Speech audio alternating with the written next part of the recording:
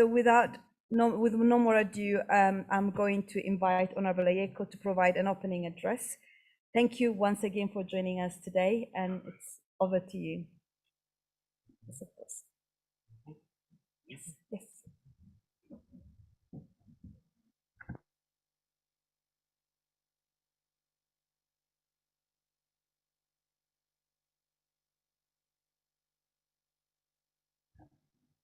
Good.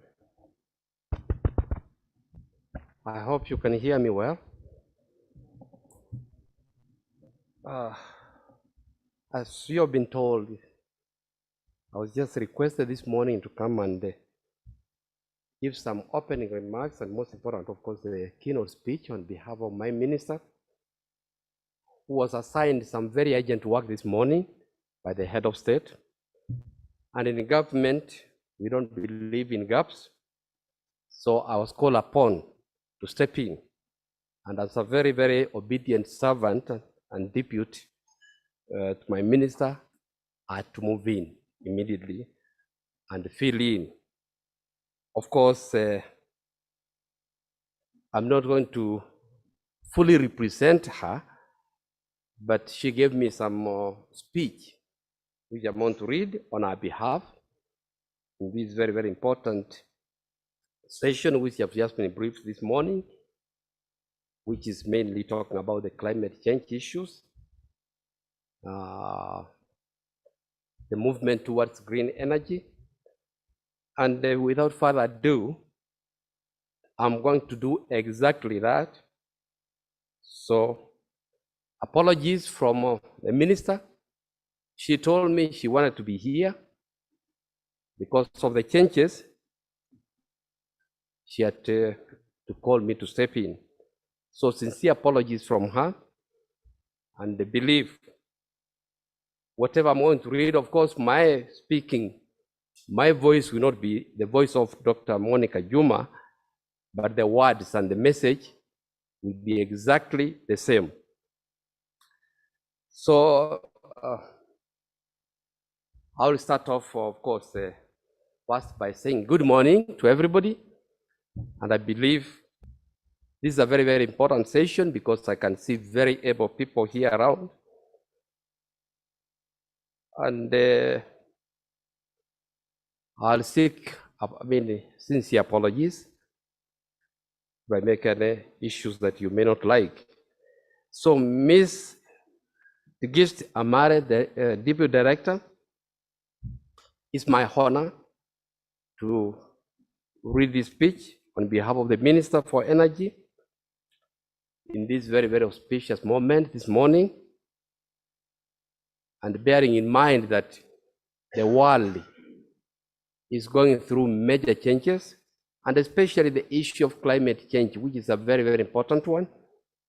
In fact, a week ago, I attended a summit in Nigeria, which was talking about climate change, and especially in Africa. And one unanimous decision that we came up with, which is very, very important, especially for Africa, is that even though we are contributing very, very low emissions to the environment compared to the rest of the world, it's important for Africa to take major steps and to be a key participant in this issue of climate change. So distinguished participants and excellencies, ladies and gentlemen, it gives me great pleasure to deliver a keynote speech at the opening session of this workshop titled Towards Just Transition in Africa, Green Financing for Urban Energy Solutions and Job Creation. Let me at the onset profound gratitude to the organizers for inviting me to make the keynote speech. The world is at a defining moment as it grapples with the unprecedented crisis as we emerge from the ravages of COVID-19, which layers on decades of deficit in development, the facts around the status of climate change and environmental degradation are posing existential threats to many countries and regions of the world. The impacts manifest in rise in sea levels, increased frequency of droughts, floods, and other destructive events. In Kenya today, we are faced with failed rains, generating a situation of great stress to populations, animals, but also the fauna and the flora. Africa accounts for 16% of the global population, but only 2.9% of cumulative global carbon emissions. Despite this negligible contribution, Africans are carrying a disproportionate burden as a result of the climate crisis, with pronounced impacts on lives and livelihoods. Acquired by a rapid dynamic that is adding the complexity of the threats and risks is the unplanned urbanization. Urban areas are already home to 55% of the world's population. And that figure is expected to grow to 68% by the year 2050. Africa is the fastest urbanizing region in the world, with an average annual urbanization rate of 3.2%, well ahead of the global average of 2%.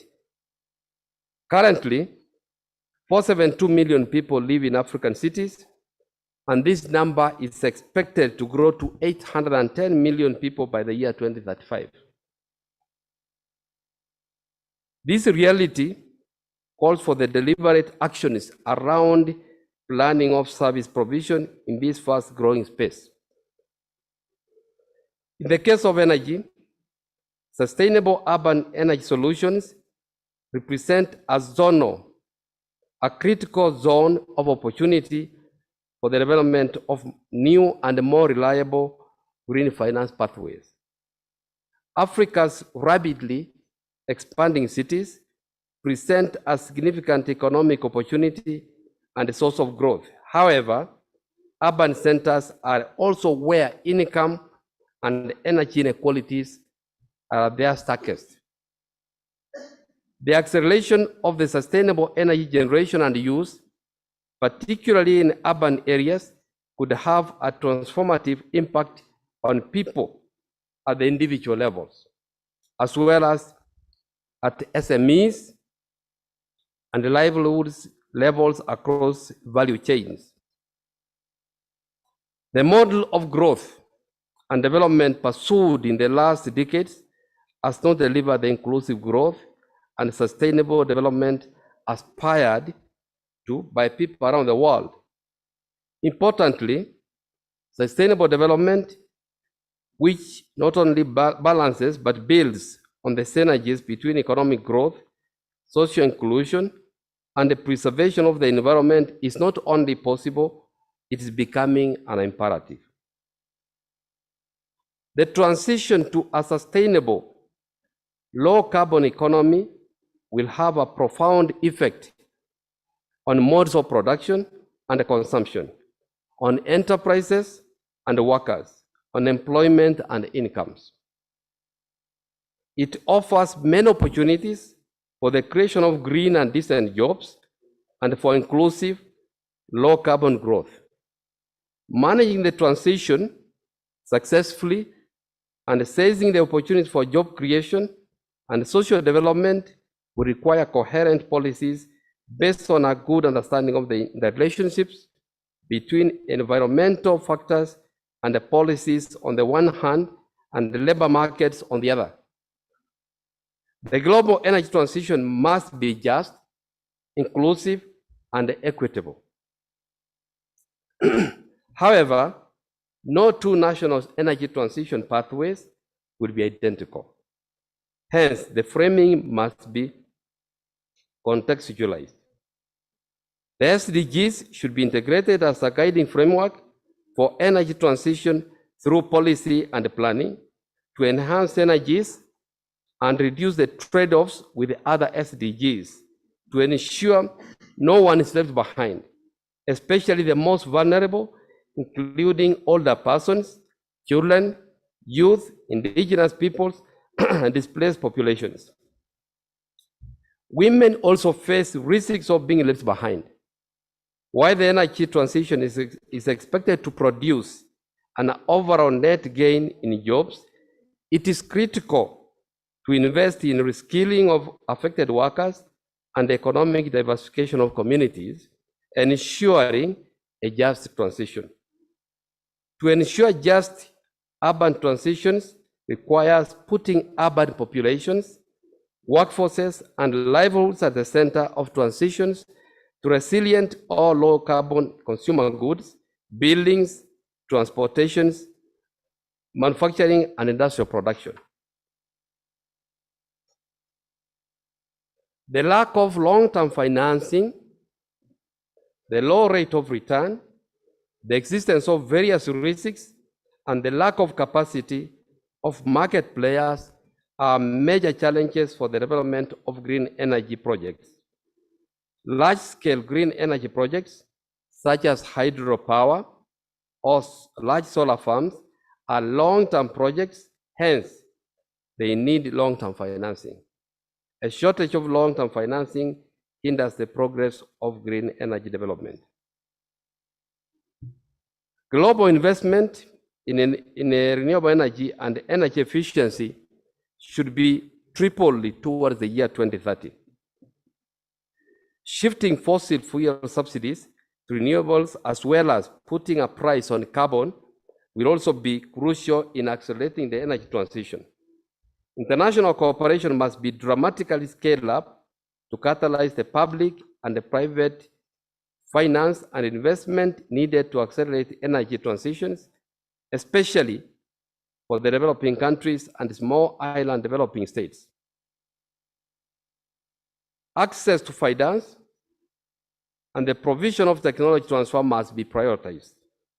The importance of green finance achieving the internationally agreed targets of the Paris Climate Accord and the Sustainable Development Goals requires a vast mobilization of both public and private finance, estimated at US $90 trillion over the next 15 years globally. In addition, meeting the Sustainable Development Goals by 2030 presents a US $2.5 trillion global investment requirement in cities per annum. Kenyan experience. In Kenya, a number of decades ago, Kenya took a bold decision to prioritize renewable energy at a time when it was not fashionable to do so. The decision has paid off. As a result, 73% of our installed electricity generation capacity is from renewable energy. Importantly, over 90% of electricity generated and dispatched is from renewable energy.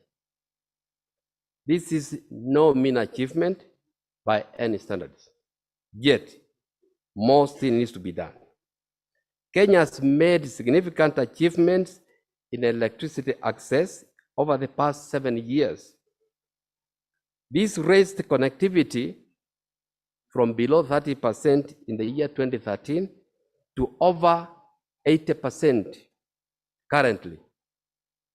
The success was driven by a robust policy and regulatory framework that enabled both public and private investments in the power sector to thrive. With an installed capacity of generation of nearly 3,000 megawatts and a pipeline of committed generation capacity of over 2,000 megawatts, Kenya is firmly in the pathway to achieving Sustainable Development Goal 7.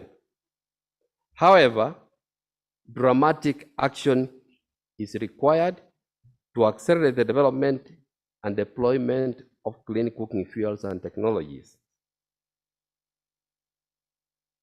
As you know, of course, Africa has got major problems, especially in increasing the issue of clean cooking. Currently, a big percentage of our population in Africa, and of course Kenya included, use very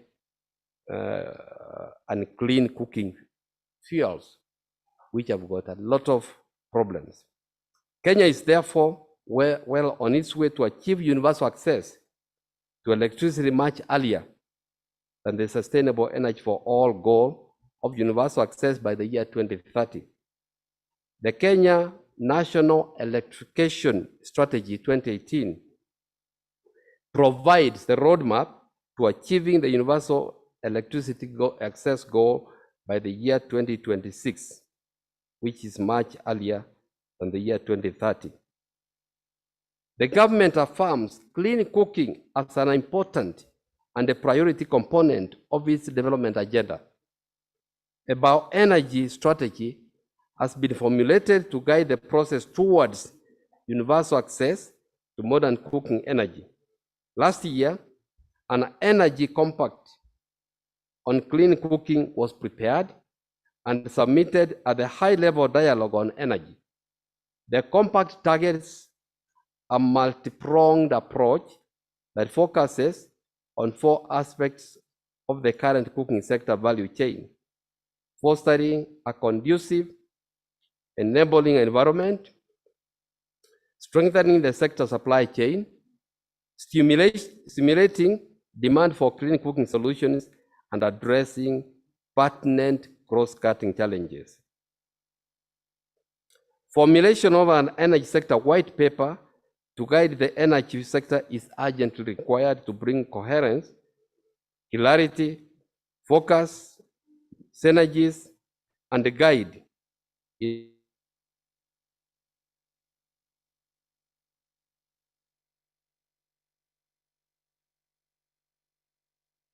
accelerating sustainable energy. The white paper will focus on the pathway, simultaneously seeking to enhance coherence, focus, synergies, and the guide in accelerating sustainable energy provision while addressing the pertinent issues. And I wish you a very, very fruitful deliberations, and look forward to the report of the workshop in future, shortly thereafter. I thank you for listening to me. Thank you for your attention.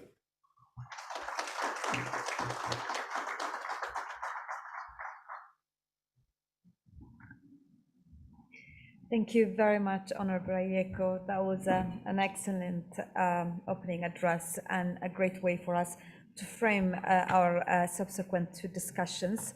Before we move on to the next session, I'd like to also invite Philip Kilonzo, the Head of Policy, Advocacy and Communication at the Pan-African Climate Justice Alliance, our partners in this event, to say a few words of welcome.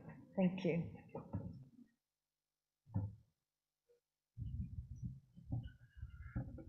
Thank you, everyone. Let me begin by indeed appreciating this collaboration that we're having with Chatham House. I think it's a great collaboration and great partnership. And again, also begin by appreciating the words of wisdom from our Minister of Energy through the CAS. I think that is extremely appreciated, being able to join this particular process and being able to give us an indication of the milestones that we are making in this particular process. And thirdly, appreciate all of you for being able to spare time to join this particular conversation. It is happening at the right time when COP27 is in African soil. But to build further context to my quick remarks is again to begin opening the conversation slightly widely in terms of the contextual outlook, in terms of the conversation at hand, in terms of energy access increasingly being recognized as a right rather than a commodity. I know initially we've been talking about power, petrol, or fuel, whichever it is, as a commodity.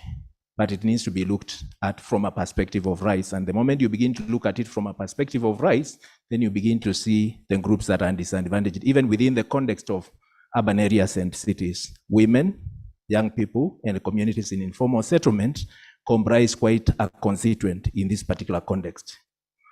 Again, this conversation is happening just like immediately after the Afri cities. The Afri cities occurred, I think, 2 weeks ago. And there was a clear day devoted for climate change conversation and the need to implement actions towards addressing issues of loss and damage within cities, issues of addressing adaptation, and more importantly, again, mitigation. I've counted them sequentially in that particular order for political reasons from a CSO perspective.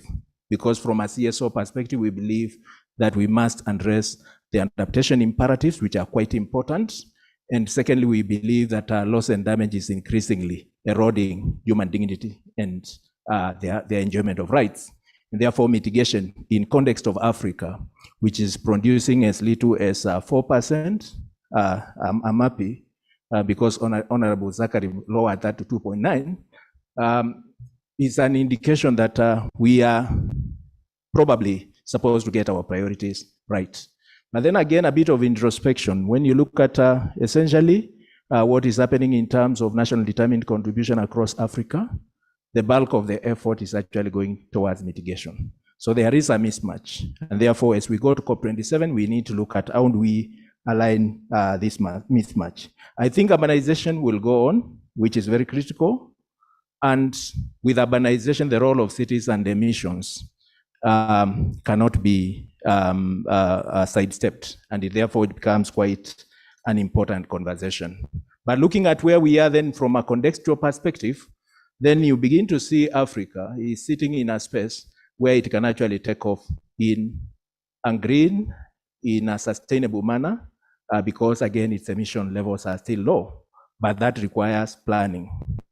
And then finally, in terms of the context, before I go to my perspectives, is again to point out that when you begin having conversation within the context of cities, it is important, again, to do a bit of dissection of how cities interact with the energy, beyond the lighting, beyond the housing, into the transport sector, into the waste management processes, that full kind of ecosystem where energy is required within cities is important to do a bit more introspection for purposes of having much more coherent engagement. I think moving quickly then into perspectives that we think need to be looked into, even as we look at the issues of cities, sustainable energy systems, and clean sources of energy, we must first begin to look at whether the systems are people-centered or divorced from the people. People-centered system means that essentially as you drive the system, it is fundamentally serving in realization of human rights, but it's also fundamentally playing a critical role in terms of providing opportunities for decent jobs and the rest. And I want to give a quick example based on my experience. I once traveled to Mandera, a small town called Takaba. That was in 2003. I found women who were worried about their energy needs, and they had begun generating their local energy. When I was doing a development strategy for Mandera West constituency, the young people say they need to see the town lit.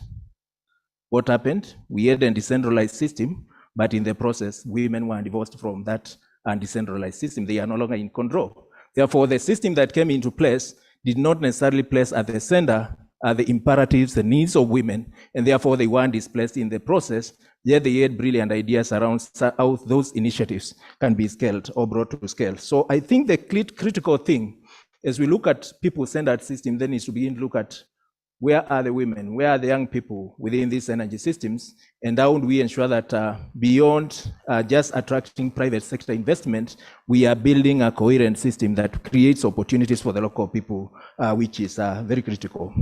I think the second perspective that I want to quickly share is relating to scaling up energy access. I know, yes, there is quite an interest around mega projects, and the mega projects sound good. But again, looking at the context of Africa broadly, and even when you look at the context of Kenya, we must also look at what does it mean in terms of producing and translocating energy from particular quarters to other quarters? And would it make sense to adopt what we are calling decentralized systems, which can be easily accessible and can also strengthen local level governance around those energy systems, again, strengthening the role of communities in the energy sector, which is extremely important. And as we speak about that, of course, I earlier said the bulk of the money coming to facilitate implementation of national determined contribution within the context of Africa is actually going to energy sector. Energy sector, again, linked to mega projects, but we are seeing less linked to devolved systems of governance and decentralized cities and decentralized urban areas. Therefore, it is indeed imperative to begin looking at how do we ensure that the process that we midwife and we move to the next level connects these imperatives in quite an iterative manner, and beginning to really, in the process, build social entrepreneurship within the energy sector, which is important. When we talk about just transition, I always have serious questions. Just in whose context? Just in which particular context? And the moment you get into the justice element, then you begin to see that the system that probably we are thinking about must then begin to weave in a conversation, right from the allocation of national determined, right in the planning for national determined contribution, to ensure that actions that are justiciable in terms of ensuring and promoting locally led actions become quite important in this particular case. So I just want to end by saying that it is, I think, season and times that we need to entrench energy democracy more, ensuring decentralization, ensuring that power is again vested in people. And I like what our Cabinet Administrative Secretary pointed out, the regulatory framework must again provide impetus for that. Thank you.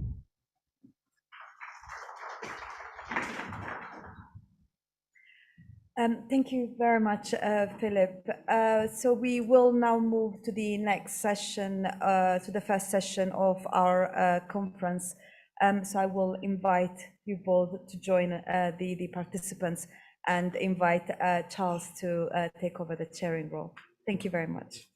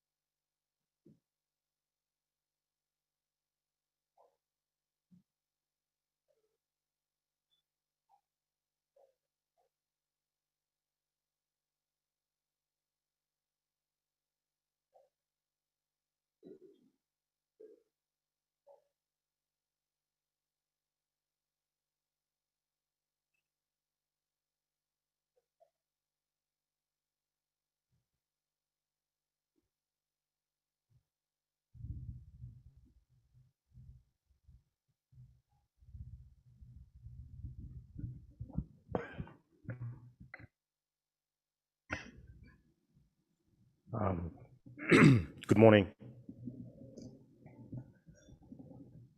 As you heard, my name is Charles Wong. I work for the African Climate Foundation.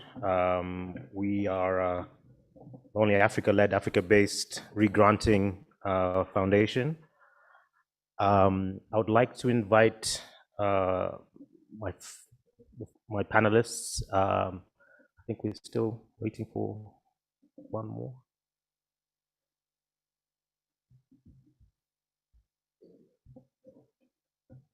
Yeah.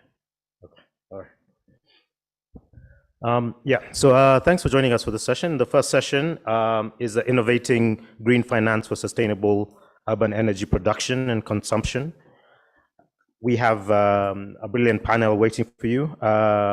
We have firstly Nena Noabufo, the Director General, East Africa Regional Development and Business Delivery Office, for the African Development Bank Group. We have Sandy Okoth, of the capital markets, who's a capital market specialist on green finance for FSD Africa. Linda Mabena Olagunju, who's the founder and CEO of the DLO Energy Resources Group. And lastly, we have Grace Kifudu Ogola, who's the operations officer, Upstream Financial Institutions Group for the IFC. I do hope I didn't butcher anyone's name. For more information on their bios, please, for those who are in person, their full bios are behind their bios on the Zoom chat box. Thank you. So I'll start with some housekeeping rules. I think just like Tikisti had mentioned before, contrary to the name, this meeting will not be based on Chatham House rules. It will actually be on the record. And so therefore, people will be free to attribute quotations during the speeches. For those who are a bit more tech savvy and are on Twitter, please free to use the hashtag #CHAfrica for any tweets related to the meeting. We would like this meeting to be very participatory, and so after the initial presentations, we will have a Q&A. And for those joining us on Zoom, you're free to pop in the questions on the Zoom, and we will get to them at some point. So I don't want to waste too much time, and so I want to go straight to the first presenter. And so I want to invite Nena Nwabufo to give her presentation on financing green cities, priorities, and challenges. Thank you.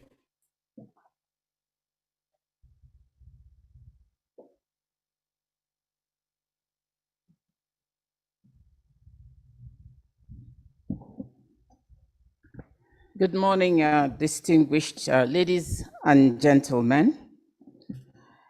I want to thank you for the opportunity to join you at this important event. And I'd like to first appreciate the organizers of the event, especially for allowing me to share some insights on the priorities and challenges of financing green cities in Africa.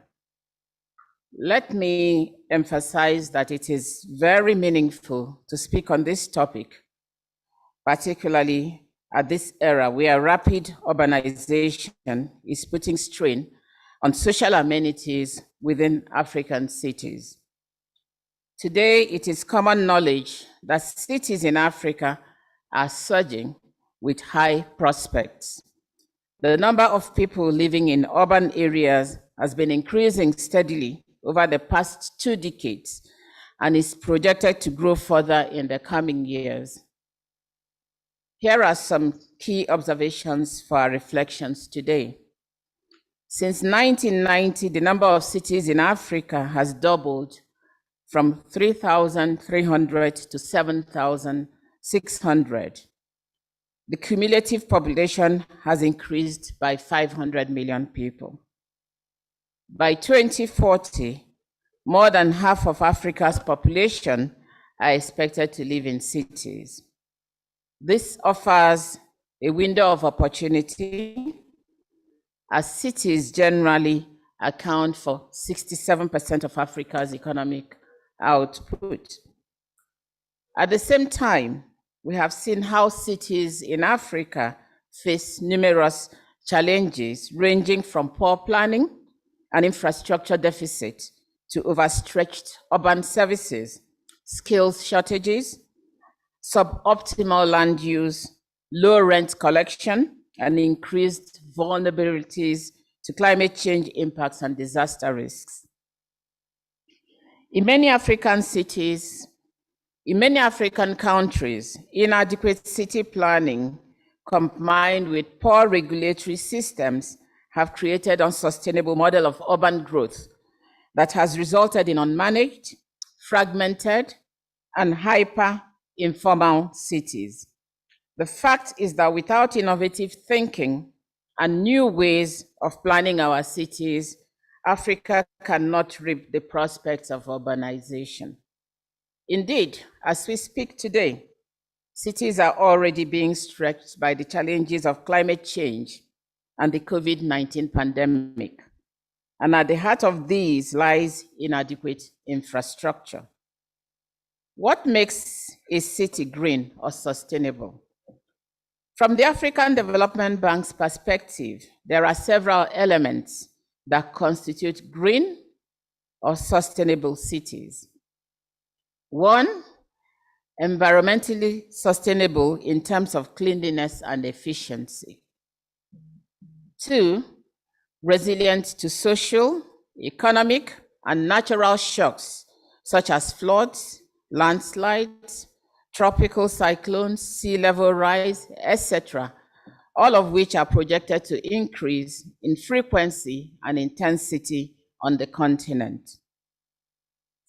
Third, inclusive and bringing all members of society together, including those who are vulnerable, such as youth, women, marginalized, such as those living with disabilities.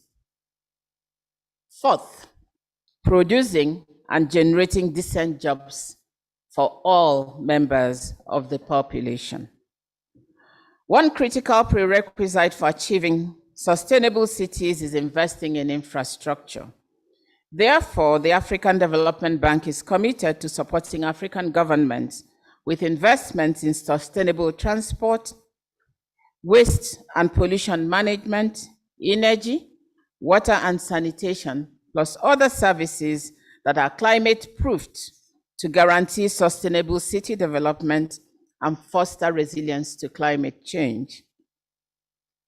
Estimates of the annual total African infrastructure investment gap range between $700 to $100 billion.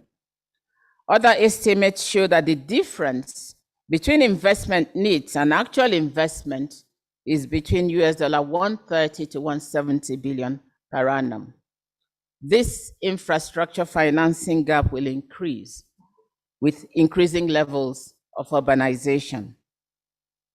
To address this investment gap, in my opinion, calls for strong partnerships and increased financing from development partners.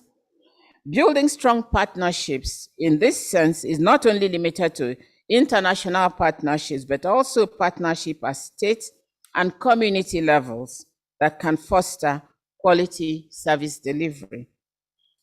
In terms of financing, there is only so much that development financial institutions can deploy in support of this agenda.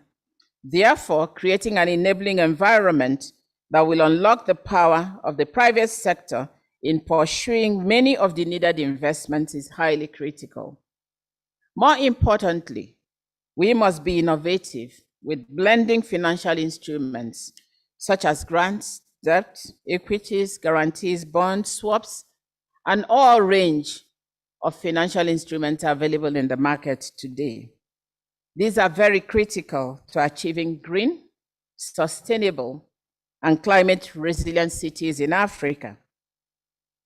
As we speak, only about 30% of total infrastructure needed in Africa for energy, transport, ICT, agriculture, water, sanitation, health, you name it, are currently in existence, implying a 70% gap. This should be seen as an opportunity to ensure that investments in this much needed infrastructure are made in a green and sustainable way. This is the heart of the matter. In recent times, the African Development Bank's support for infrastructure development has evolved to include emphasis on low carbon urban mobility and the development of resilient and sustainable cities that address the challenges posed by climate change. Infrastructure finance is the core business of the bank, and consequently, it receives the bulk of our annual commitments. Also, it is important to note that the African Development Bank is an implementing entity for various external climate finance facilities, such as the Global Environmental Facility, the Climate Investment Funds, and the Green Climate Fund, that extend concessional finance, often called green finance, into key sectors and activities that help address these challenges. These funds are likely to remain key instruments for the distribution of climate finance and are therefore critical to the just transition of Africa's urban centers. International agendas like the Sustainable Development Goals and the New Urban Agenda promote engagement with city governments in the global development effort. With support from the African Development Bank and other development partners, cities are already preparing and implementing plans for more sustainable, resilient, and inclusive urban development. At the bank, we have special funds and trust funds that provide additional support to key aspects associated with sustainable cities and low carbon mobility, such as the Urban and Municipal Development Fund, which was launched in 2019. The fund's overall development objective is to support African cities and municipalities to improve resilience and better manage urban growth and development by improving planning, governance, and quality of basic services. The fund is structured around 4 main pillars that define its mandate and work program, and these are improved urban planning, improved project preparation, that is the pre-investment phase, improved governance, municipal finance, fiscal management, and lastly, increased capacity to better support integrated urban development. Support under the Urban and Municipal Development Fund seeks to enhance the ability of cities and municipal governments and the bank to be more active in the upstream phases of the project preparation cycle in order to reinforce the pipeline quality of bankable projects. These funds present clear opportunities to finance sustainable cities and low carbon mobility. Ladies and gentlemen, as I conclude, let me emphasize that our generation has both the responsibility and the opportunity to spearhead a shift towards a green economy and improve climate change resilience. And the time to act is now, not tomorrow, not in the next century. Cities have the potential to become digitalized hubs, utilizing data-based solutions for informed planning, financing, investing, and operations to improve urban governance and service delivery. Most of all, cities can transform themselves into knowledge economies, supporting innovation, entrepreneurship, community engagement, and human capital development. The areas of green economy and climate finance create additional opportunities for cities. Therefore, it is important for city planners to move from the reliance on traditional urbanization models that have over the years resulted in extensive resource extraction, waste, and pollution. Cities need to be planned and managed with robust resilience and adaptation frameworks in order to propel growth and enable sustainable living. It is also imperative to strengthen policy dialogue and put urban planning at the core of discussions that actively involve local and regional governments, as well as communities that we serve. We all have a role to play in transforming our future cities towards a low carbon and climate resilient state. Thank you for your attention. Thank you. And thanks for that timely reminder that the need for the increased partnerships between not only international partners, but also between states, as well as domestically, including communities. And that the time to act is now.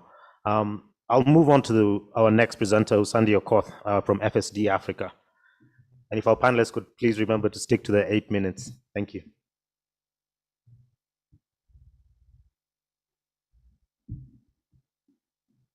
Thank you very much, Chair, distinguished ladies and gentlemen. Before I make my remarks, I just want to take you through who we are as FSD Africa. FSD standing for Financial Sector Deepening. So we are an agency nested within the Foreign and Commonwealth Development Office of the UK government. And our mandate really is to deliver change in Africa. Change being, making the financial markets more accessible for all, and also poverty reduction efforts. So we are increasing our efforts in terms of even working with conflict and fragile states, because we feel the financial markets need to be inclusive and well represented. So in terms of our work, we have directly worked on 130 policies and regulations to strengthen the financial markets in Africa. We work across 23 African countries, and directly we've improved the livelihoods of more than 5.5 million people in Africa. Our interventions are fourfold. So within the capital markets, we sort of catalyze and increase the mobilization of domestic capital for economies in Africa. Within our risk and resilience portfolio, we work to incentivize net zero and nature-friendly investments. And then within the digital economy portfolio, we work to digitalize economic development, where we look at financial inclusion and increasing of livelihoods as an outcome. And then finally, we have an investment arm, the FSD Africa Investments, where we deploy direct capital towards green and sustainable businesses. So to make my remarks, the idea of green growth is actually very critical for our well-being. And to achieve sustainable development and the SDGs, we need to shift finance towards a sustainable pathway, where we consider both environmental and social risk factors. So financing green value chains via the right mechanisms can accelerate the transition to low carbon and resource efficient path, hence facilitate the achievement of the SDGs. So we see the financial sector playing a critical role in terms of shifting finance, and we see the financial sector playing a critical role in terms of the being in tune with environment and social risks. Mobilizing financial resources from the capital markets and other financial instruments for green and sustainable linked investments is the product of this. So what are the current trends? According to the World Investment Report 2020, we have seen an increase in terms of those investment products which are targeting sustainable development. A total of around $3.2 trillion have been raised. And if you look at this number, sustainable funds include 1.7 trillion. The green bond market is over 1 trillion now. The social bonds are currently at 212 billion. And this one has actually had a 900% surge over the last 1 year. And then if you look at the mixed sustainability instruments as well, these ones are also increasingly being developed in the market. So most investments in domiciled actually within the West, but Africa is also playing part. With respect to sustainability credentials of these investments, especially the funds, the question of greenwashing and the impact comes into mind.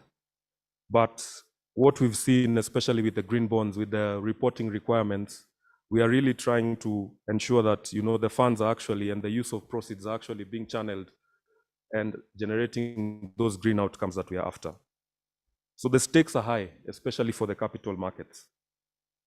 Because when you look at African economies, we are the most vulnerable, and we experience the most volatility.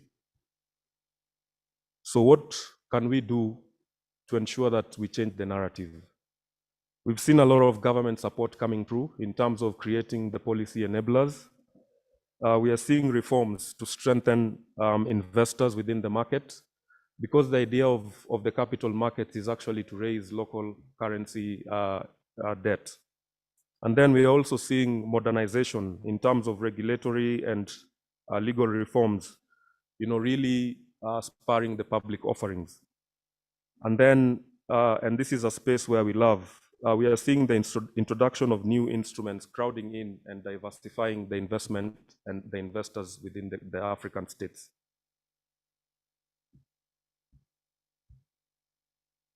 So at FSD Africa, our approach to green finance is very targeted.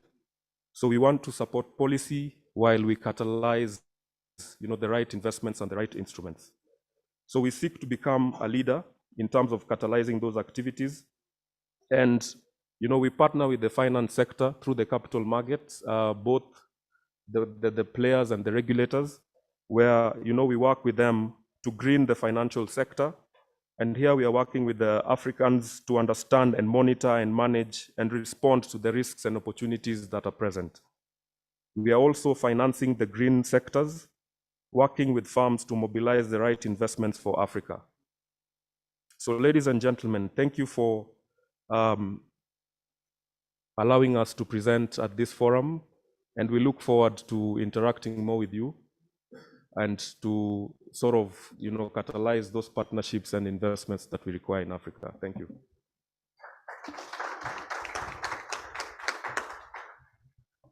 Thanks, Sandy. You've actually finished within time.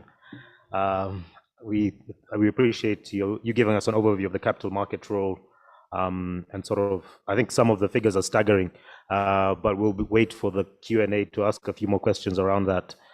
So next up, I'd like to invite Linda Mabena Olagunju to give us an overview of the regional urban energy value chains.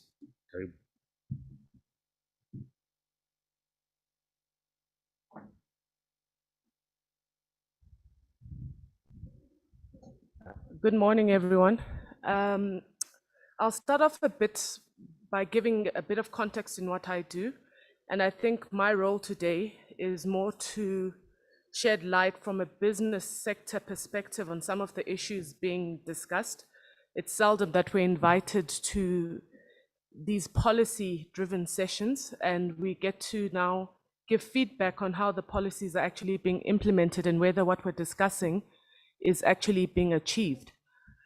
By way of background, I'm the founder and CEO of DLO Energy Resources Group. We own one of Africa's largest wind farms, 244 megawatt in South Africa. It is 100% Black female-owned energy company. We recently acquired Conco Energy Solutions, which was a JSE-listed EPC and O&M company, construction and engineering services and manufacturing. And we created what is now South Africa's first majority Black female-owned EPC and O&M company in automation and protection. That's the context in which I come today. And my business is directly affected by all of the things we discuss. And not only my business, I think a lot of other African businesses, and that's why it matters. Earlier on, the Deputy Minister spoke a lot about jobs and job creation through this just energy transition. And for me, I think it's very important to unpack what we mean when we say jobs have been created or jobs are being created in the renewable energy space. And I'm going to speak quite frankly and pragmatically. The jobs created in the renewable energy space are a lot when you're talking during construction phase. So they're created in the thousands. What is often underreported is what happens when these energy plants start operating. Renewable energy by virtue is a high-tech sector, meaning that it is not very labor dependent. So the jobs reduce. And what we need to be asking ourselves as Africans is, how are we going to have this just energy transition not result in massive job losses? If you look at a country like South Africa, 60,000, above 60,000 jobs are created in the coal industry.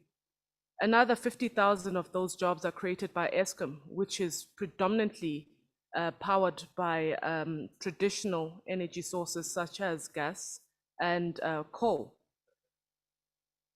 It's very important we start to ask ourselves, how are we going to plug the gap? And that is dependent largely on what our policy and decision makers in the political space actually do about what they are promising to do. One, you cannot have any real job creation without a sincere, clear plan on how you build a manufacturing base or you innovate in your country or in your region. So I'll take a country like South Africa as an example. We had one of the continent's most progressive renewable energy programs. Unfortunately, due to the stop-start approach followed by government, it ended up killing the local manufacturing base that was built. Even if this hadn't transpired, we do not have enough of a market to justify a local manufacturing base unless we start exporting regionally and within the African continent. So when we talk jobs, I think there needs to be a clear coordination between the policymakers, not only at a domestic level, but at a continental level, to ensure that we are able to create as many jobs or close to as many jobs as the previous industries were able to create. Right now, we're not meeting those numbers. And I think it's very important to be open about that so that we can start to address how we can solution this.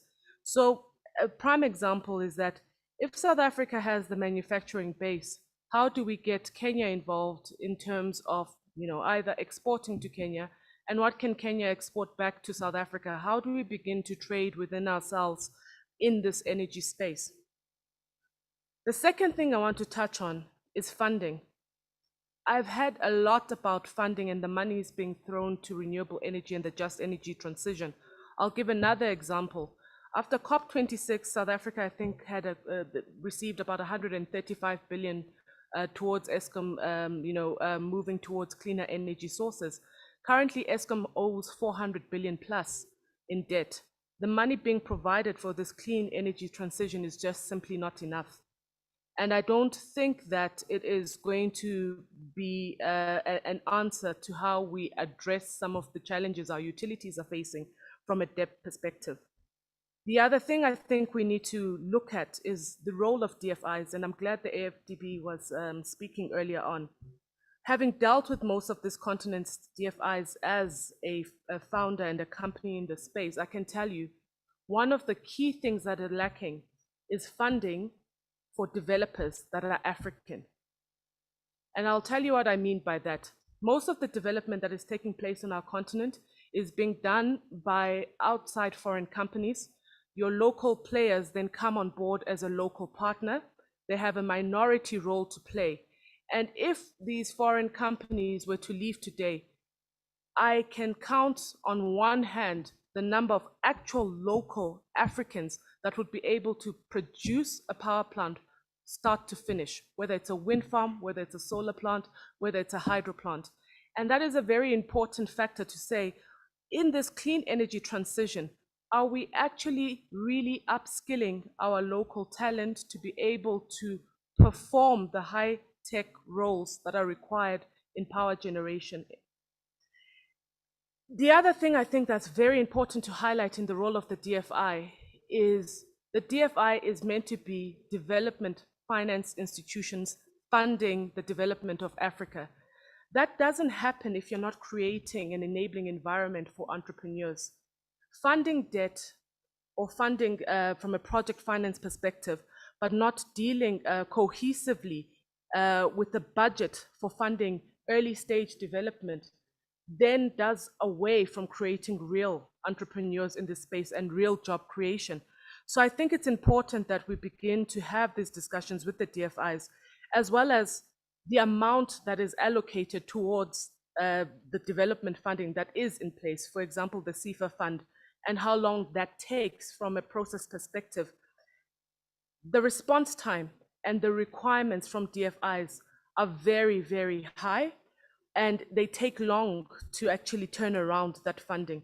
It's very important we start to cut these timelines and have a bit more of an entrepreneur-friendly approach to funding. We should be having more venture capital in this space, and I find it interesting that we don't. We spoke earlier as well on urbanization and the growing urbanization. And I think the key thing to also keep in mind when we're having these discussions is Africa always going to be reliant on the state utility for its energy access? Are decentralized power systems going to become the norm, even in urban areas? And if so, how do we get funding for these decentralized energy systems at a domestic level? Something that I don't think is being addressed enough. In South Africa right now, we're dealing with rolling blackouts almost on a daily basis. And it is very expensive to actually get a renewable energy system up and running in your home. And as a result, we're starting to see a lot of pushback from communities on access to power. And as someone said earlier, energy is no longer just a nice to have, it's a human right. I hope today in the engagements, we are going to have open and frank discussions on what we mean. I think we use a lot of rhetoric on this just energy transition and these jobs that are being created and how Africa stands to benefit. I think we really need to start unpacking that and start to ask ourselves whether the political will is there to actually make this work for the advantage of Africa. Not that we have another program that is created for us to export foreign manufactured products to utilize or buy at an expensive rate. Not that we are suppliers of the raw materials, because most of the renewable energy materials are mined in our continent, and yet we don't necessarily see the full beneficiation and benefit from the entire process.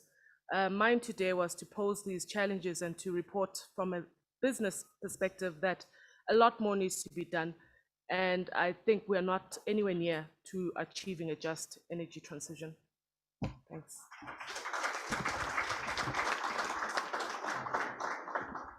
Thanks. Thanks, Linda, for that. Some provocative thoughts there.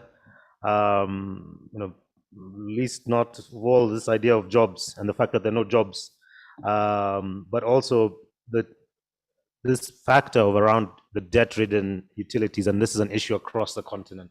It's not only a sort of South Africa specific, and also sort of what is the role of state utilities going forward, as well as what role can African sort of developers play as opposed to the more foreign-led. Our last presenter today is Grace Kivodo Ogola from the IFC. She'll be presenting on innovative financing mechanisms for Africa's green transition. Karibu, Grace.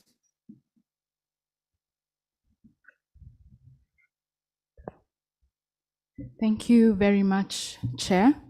And thank you very much to the organizers as well for inviting the International Finance Corporation, IFC, which is the World Bank Group's private sector arm, to participate in this very important session, very important discussion. And today I'll focus on innovative financing mechanisms for Africa's green transition. Climate change and transition to greener economy is the defining development issue of our time, and is critical for public and private stakeholders to address. And this is so that we're able to reduce poverty and increase and boost shared prosperity. And this requires investing in both climate mitigation and adaptation. And I think we've had some of that discussed today. As a number of statistics have been shared, I'll share just a few. Africa accounts for about 3%. I think there's 3%, 4% discussed today, but we think it's around 3% of global greenhouse emissions. And Africa is particularly vulnerable because 95% of our farmed land is rain-fed. And by 2050, the continent's population is expected to double to 2.5 billion people. We've talked about urbanization growth today, and just to highlight that this growth due to population increase and migration is causing stress to infrastructure and services, including housing, water, sanitation, health, and transport. And our research done by the United Nations Environmental Programme actually estimates that the cost of adapting to climate change across Africa could reach $50 billion a year by 2050. So while we see this as a cost, we also see this as an opportunity. So green finance is a significant market opportunity for Africa. And why do we say this? A study by IFC found that 21 countries in emerging markets account for 89% of total emerging markets greenhouse gas emissions, and therefore will require about 23 trillion US dollars investment in climate finance by 2030. This presents the single largest growth opportunity for investors in emerging markets. Financial institutions, for example, could grow their share of their green lending portfolio from 7% to 30% by 2030, and therefore increasing their profitability and gaining market share. Green banking could enable outperformance by successful banks, and not just by better managing environmental risks, but by being at the forefront of new business related to climate lending. To activate green financing for green growth in Africa, we can focus on three main elements. Number one, we can finance public and private green investments in environmental goods and services and prevention of damage to the environment. Secondly, financing of public policies, projects, and initiatives that encourage the implementation of environmental damage mitigation and adaptation. Thirdly, we also see opportunity in enabling components of the financial system that deal specifically with green instruments. For example, financial instruments for green investments and structured green funds. I think we can move forward with the, yes, that's where we are. We can go to the next slide. Green instruments have proven an effective way to mobilize and channel capital towards climate business. So in 2020, the green bond market size passed $1 trillion US. Green bond issuance in emerging markets is expected to double and cross the $100 billion US mark of annual issuance by 2030. And in the loan market, green loans and sustainability-linked loans have increased their share of the sustainable finance market in recent years. So how is this impacting decisions by lenders? How is the transition to a green economy impacting the financing decisions of lenders like ourselves at the IFC and the World Bank Group as a whole? We can move to the next slide. IFC and the World Bank Group's response now is to target green, resilient, and inclusive development. And what we have done is to develop our climate change action plan that will cover the financial years 2021 to 2025. And this action plan highlights 6 commitments that we are going to work through. One is increasing climate finance. And in this, IFC in particular will increase its climate finance target to 35% on average during this period. Secondly, we want to improve and expand climate diagnostics. And this is to build a strong analytical base at the global and at the country levels, including introducing new country climate and development reports. Thirdly, we are committed to focus on climate results and impact. And this has been a big part of our work overall, but in this space, we want to focus on achieving and measuring impact through a greater focus on greenhouse gas reduction, adaptation, resilience goals, and through new metrics. Fourth, we want to reduce emissions and climate vulnerabilities in key systems.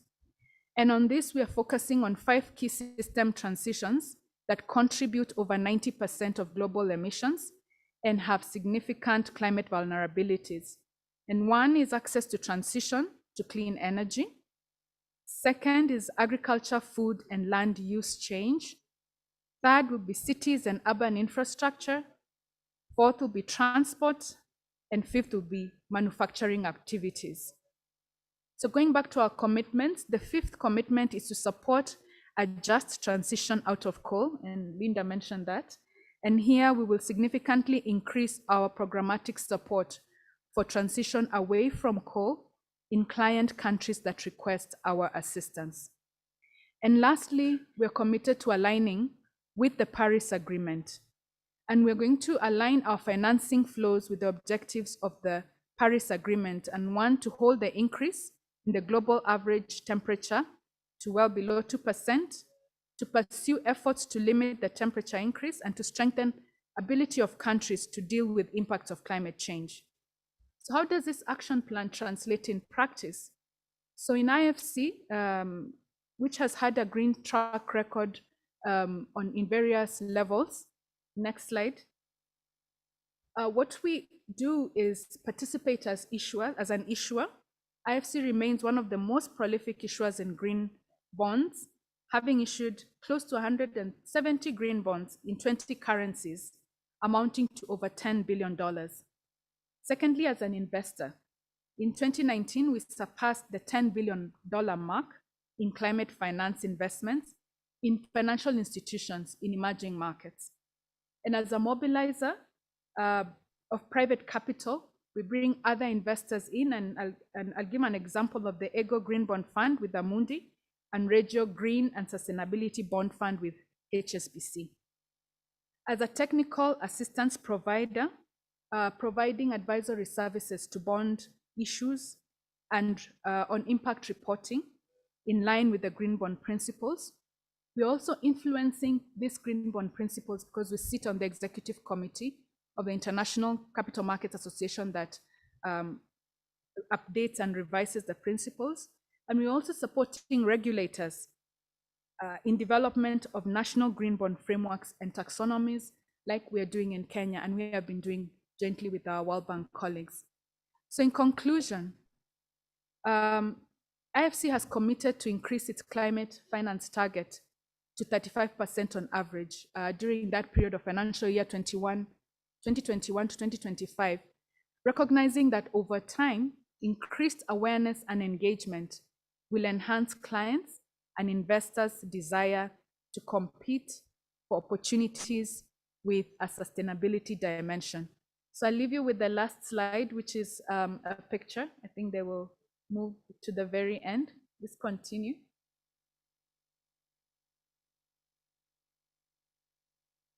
There, and that shows you just the impact and the importance of climate change and how we need to actually do much more than we are doing now. Thank you very much.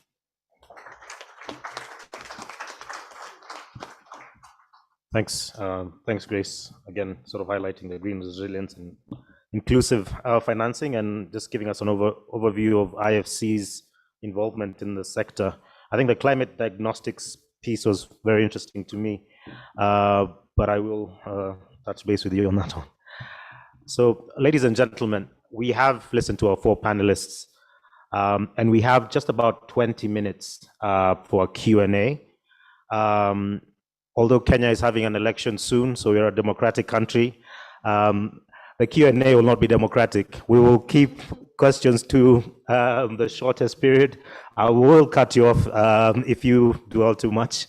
So if you could keep your questions very quick and on the point, so that we can get as many questions as possible. As chair, I will also take advantage of that and ask the first question.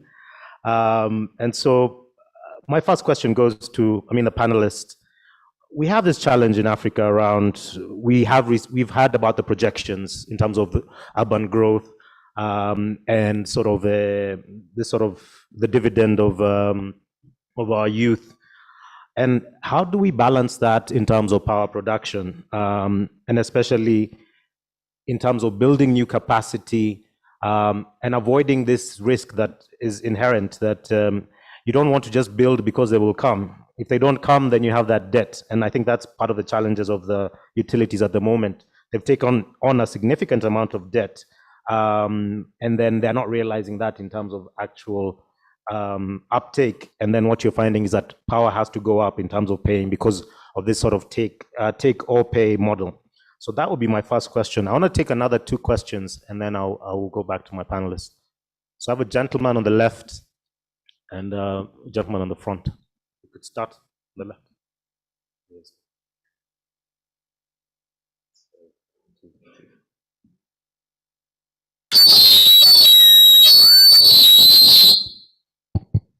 All right.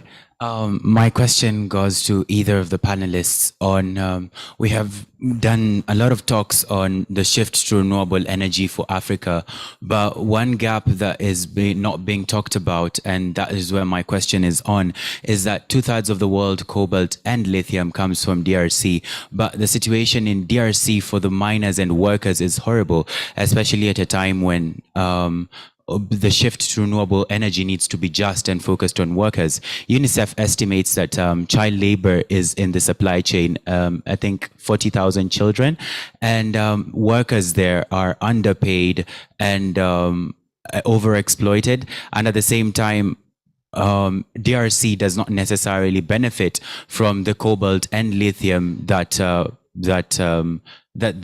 is mined in their countries, and that is why I'm posing the question on climate justice as fair trade in the terms of the shift to renewable energy, and also workers' justice. So I'm wondering what efforts are being made, especially as we talk about the shift to renewable energy, that will make sure that we have fair trade for DRC and also workers, incorporate workers' justice for the miners there. Thank you.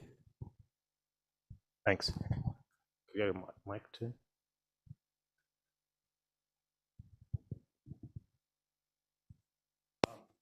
Sorry, if you could also just say your name and affiliation, please.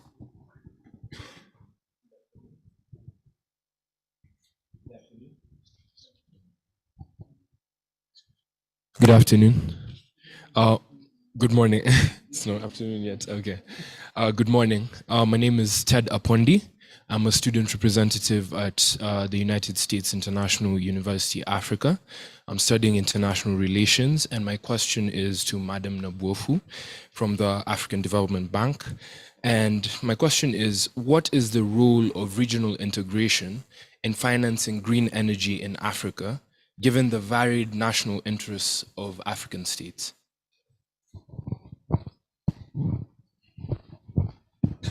Yes, thank you very much indeed, Chair. I hope I'm being understood. My name is Jojo Uta.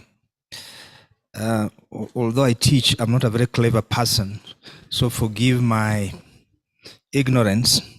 But I need to understand, particularly from the lady from ADB and my sister from IFC. I've worked in both the policy space and the implementation space, and I'm still struggling to understand how these investments and huge resources that you're talking about actually get to the ground where real people live and if they have impact. I feel the discussions are still too much at the elite level, but at the local level, maybe it's my ignorance, I don't see much impact in terms of how ADB funding or IFC's investments are actually changing the livelihoods in local areas and villages where some of us live. Thank you very much. Thank you. I will let the panelists answer that first round, and then I'll come for another round. Thank you.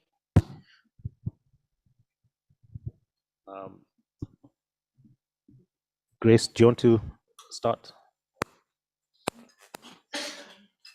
Okay, all right. We'll start with you as well. Thank you very much. I think there are two questions that were addressed directly or indirectly to me. The first one is that what is the role of regional integration in financing green energy, right? Now, some of the projects we've done actually is to encourage countries. For example, Ethiopia generates a lot of renewable energy at very cheap rates. And what we've tried to do is to encourage interconnection. We've had projects that encourage interconnection between Ethiopia and Kenya. We've done between Ethiopia and Djibouti. We have the interconnection, and we actually, with Djibouti, we are doing a second interconnection. And what that has done is to allow countries like Djibouti access and Kenya to renewable energy. And as a matter of fact, 75% of the energy that is used in Djibouti today came from that project that we did. And the reduction in the cost of production and in the cost of selling to their clients in Djibouti, while the cost is still high, but they were able to achieve reduction in cost of about 30%. So we are also supporting the regional power pool, setting up regional power markets across Africa, so that countries that can generate renewable energy at cheaper costs can be encouraged to sell to those who may not be able to achieve those kind of costs if they do it alone.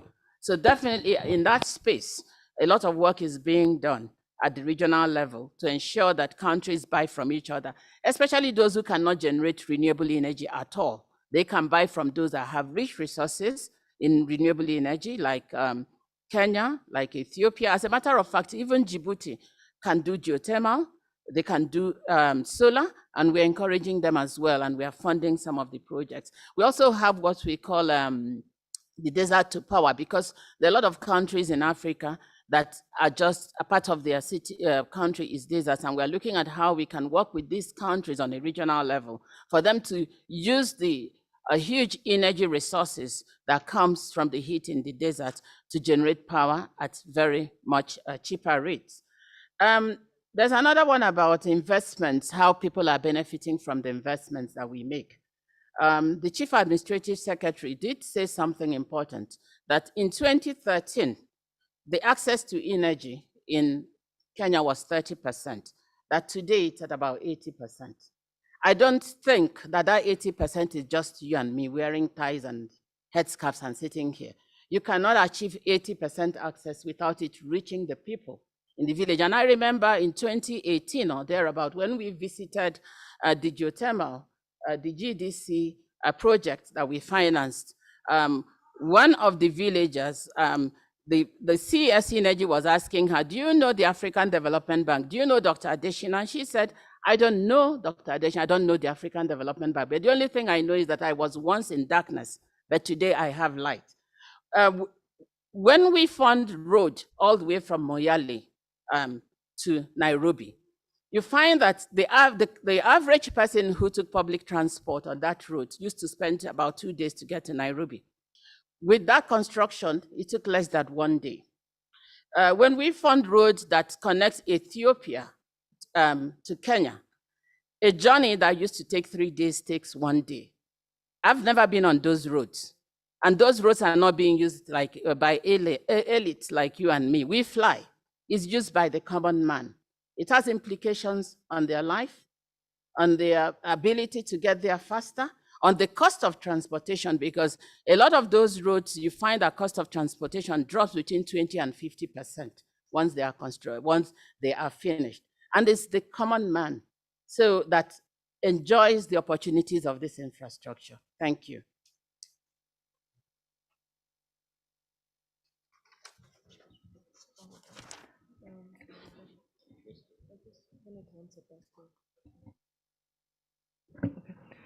I think I'll take the question on DRC, and I just want to maybe give a bit of a response on the AFDB and funding. And it's not an attack on the AFDB, but I think there's a lot of focus on power generation and funding power generation, and not enough on grid infrastructure.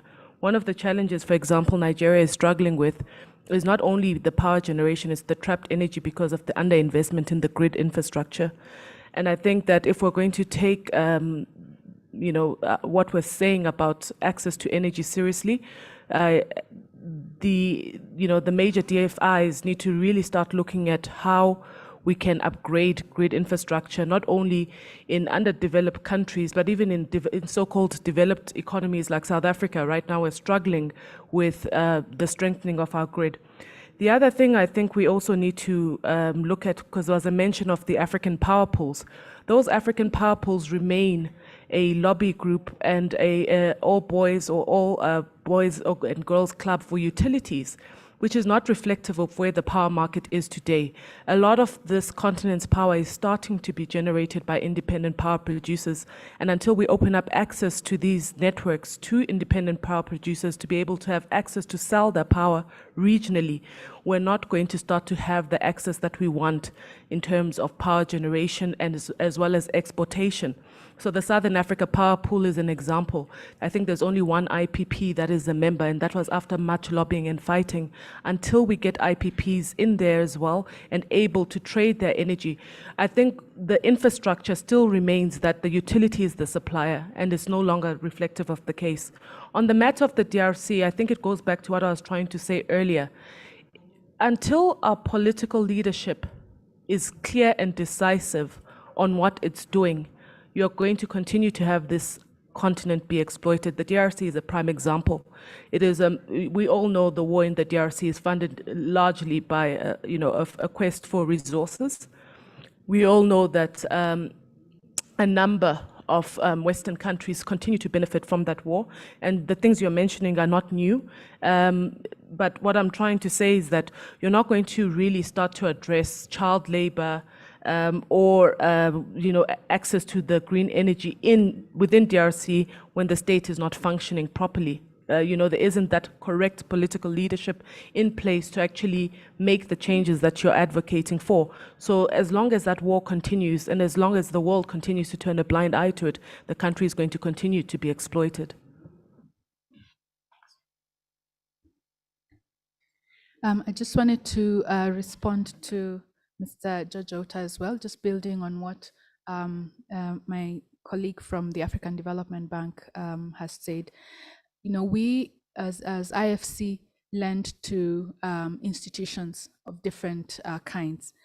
So for example, we recently invested $100 million to a financial institution in Egypt for climate finance to unlock financing of climate smart projects to reduce greenhouse emissions and to support the country's transition to a greener economy.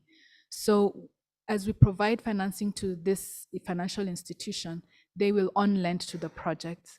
And the impact then is really through these projects, companies that are actually getting the funding through the financial institution. So you may not necessarily see our name on it, just like she shared that the road will not have African Development Bank written on it. You will not see the distributor of the solar lamps in the village indicating that they received funding from IFC, but they may have received funding through a financial institution that is looking at green and climate smart solutions. And so I think what we face is more of who carries the face of the impact. But what we are very clear about is all our investments. We make sure that at the onset, we estimate the impact that this will have on the market and proceed with investments that we see will have greater impact. And we do measure that through the institutions that we lend to. And I think the difference is really who at the end of the day carries the face of the solution on the ground. It may not necessarily be our face, but the funding has come through us and other agencies as well. Thank you. Yeah, just to add to George's question, what we've seen in terms of when we are offering technical assistance is a case where you find that, for example, a municipal would want to raise a debt instrument, to finance the improvement of water, for example. Yeah, and what I've seen IFC and FDB do very well is they sort of capitalize the SPV that is set up for that, to reduce that financial burden that comes with that obligation of financing that utility. And then they also put in direct capital. So sometimes, they thinly capitalize the SPV, which is an issue we always have with them, because they have the muscle, and ideally, if they're going to de-risk the opportunity, then they really need to put their foot in. So I think it's a good model. It's a work in progress. There are a lot of municipals coming into market through the capital markets to raise, just to enhance what they already have. and AFDB and IFC have actually done a good job. Thanks. There's a question you asked that I don't think your own question was addressed. And if I reframe it, is saying, you know, sometimes there's a disconnect with expanding availability of services as against, in other words, which one should come first? Should you wait until these services are needed before you expand? Or do you take the risk of expanding and then there is no uptake in its use? Now, I think in development, we are moving to a situation where you don't, if in the past, what used to happen is that we decide we are going to build, for example, the Kenyan road. We just build a road and we go. Now, today, what we do at the bank is we ask ourselves, okay, we are building Kenyan-Sagana-Marua road. First of all, what can we do for the youth that's on that road corridor? Are there women that sell on the corridor? How can we enhance their market and enhance their safety with the new road? Does the road also have hospital that has a trauma center in case of an accident? So you go beyond just the main infrastructure and you see how you can enhance the opportunity for the youth, for the women, health. Sometimes we look at schools as well. Some of the schools may benefit from solar energy generation, or just that they are the open ground, tree planting. So a lot of things go into project design today, because over time we've realized that sometimes just putting that infrastructure does not help. But I think in addition to that, when you are building an infrastructure that you expect people to use the services, the design should be able to ask, what is the objective? Who are the targets that will use it? Is there something we can do to increase their uptake of and the benefits? So we've also seen, for example, in Uganda and Tanzania, where you have oil is discovered and pipelines are going to be built.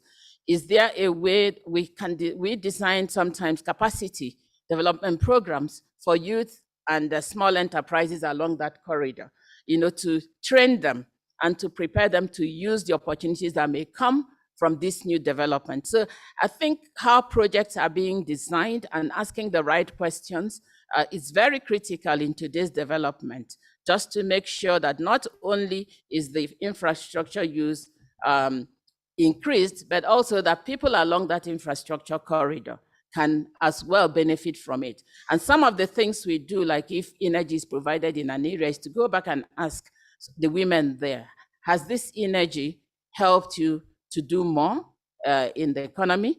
Does it give you more time to socialize? Do you have more access to what's going on in the world through social media, because there is now access? So these are some of the questions we ask, and we prepare what we call project completion reports, because that is also supposed to provide us with lessons that we can learn as we improve on what we are doing in this space. Thank you. We just have about 7 minutes left, so I'll just take 2 quick questions. I'm trying to balance out some of the interests. I haven't taken a question from this side, so I'll take from the middle here, my good friend, and there. And I also have one online question, so I'll start with the online question. And the online question is Salel Kamil Saleh, and he asks, what is the view of panelists on large-scale generation projects such as Desert Tech, which has the potential to allow countries in Europe to fulfill the Paris Agreement targets, as well as addressing Africa's electricity poverty? That's to the panelists. Thank you very much. My name is Vincent Kitio. I'm the lead of the Urban Energy Solution at UN Habitat. I just want to ask a question, follow up on what the professor have requested, because the explanation requires more depth, because the objective of this meeting is about energy for job creation towards just transition. I just want to say that what I've been seeing happening in the last 10 years is a lot of focus on energy generation. And perhaps during the planning for energy generation, we really need to address all the value chain. And because what is happening is that on the ground is that the energy consumption per capita of the African has not increased. We are still seeing, on average, Africans are consuming 350 kilowatt hours per year per capita, compared to 1,500 in China and 5,000 kilowatt hour in Europe. And we know that access to energy is equivalent. The more you have access to energy, the more you are healthy, the more you fight poverty. This link is very clear. So as we design our energy plan, we really need to look at the value chain clearly right from the beginning, not come back later and assess the impact on the ground. What is the value chain that I'm mentioning here? I'm talking about energy generation, energy transportation, energy distribution, and energy consumption. The energy has to be energy for productive use so that the industry can have access to cheap energy and produce cheap goods, cheap building material so that we can address our housing need. We can address our cooking need. If we have cheap energy, we can actually address the cooking need. That is the issue that I wanted to address. Thank you, Vincent. Again, highlighting the accessibility and affordability question, and I'm sure our panelists will reach that. And the last question. Thank you very much. My name is Samuel. I'm a food systems researcher. And my question leads to what Linda was talking about, governance, because I feel a lot of these things we are talking about, we might not be able to achieve them without the right governance systems. And in terms of that, for example, one of the principles I look forward to hear from probably the panelists about social accountability. So we have these statistics about Kenya and energy access now moving to 80%. But what are people using the electricity for? They're using it for lighting and not for cooking. People are still cooking using dirty fuels or unclean fuels, which makes what they consume, people are looking for cheap food in the streets, which is unhealthy, then it goes back to health and all those issues. So for me, I'm asking about what are we doing on governance? What are we doing to make sure that we also have local participation in such projects? Because I believe when we talk about systems thinking and resilient systems, they are more of not those big projects running across the country. They'll be smaller, that have redundancies that they can recreate themselves with time as they become redundant. So what are we doing on governance system? Because I believe that's why we are missing the point in coming with these investments. But if the governance is still the same, we'll still have the same output. Thank you. Thank you. I have to apologize that I won't be able to take any more questions. We're actually running out of time. I want to invite my panelists to respond to that last round. And also, while you're responding to that, also just sort of give your closing remarks as well. I'll start with Linda. Thanks. I think I'll answer both I'll make remarks to both your questions at once because they touch on the same issues. The energy value chain is so critical. And I think most governments on this continent look at the power generation, the jobs created without unpacking what those jobs mean, and look at the small enterprises created along the way, right? They don't look at who is doing the manufacturing of the substation panels, who is doing the manufacturing of the test blocks, where is the cement coming from that's building the substations? Where are the wind turbines coming from? Where are the panels coming from, right? Until you begin to address all those key factors, the biggest spend in an energy power generation is on your EPC and your O&M. If I can tell you in South Africa, the number of Black-owned or African-owned EPC and O&Ms, I told you earlier, like, most of them are foreign. And that's not just South Africa, it's across the continent. So until we own the engineering, the technology, and the manufacturing, we're not going to make a dent in the average life. Then it comes to funding. And this is why I've focused predominantly on the DFIs. You cannot only focus on debt funding. You cannot only focus on, I know the mandates are different for each institution. We need to really start critically looking at who funds the equity, who funds the actual local developers, who funds the development. If we don't start looking at that, we are going to sit with our hands in the air again, as we have when we've had oil and gas, when we've had mining in South Africa, wherever we've had industry and the local population have not benefited. So that ties into what he was saying. When you say what can be done, I think we're great at writing policy. Don't get me wrong, we're great at writing brilliant policy. South Africa, I think, best constitution have we implemented? I don't know. What is key is holding our political leadership accountable. What is key is having more engagements, meaningful, not just talk shops, between the political leadership and business, right? To say, is this program actually working for the benefit of our countries and our people? That's not happening. And I think because also politicians want to tick off the box to say we've created jobs, we've done this. They're not drilling down into what those jobs look like. And I know it's not good for me to say because I operate in the space, but I think it's the honest thing to do. I have to be honest and say, let's drill down and unpack what those jobs look like for our people. Thanks. Now, there was a question on large-scale projects. I'm not sure how large this project is imagined to be. But I think what is happening with Russian supply of gas to Europe today is a lesson.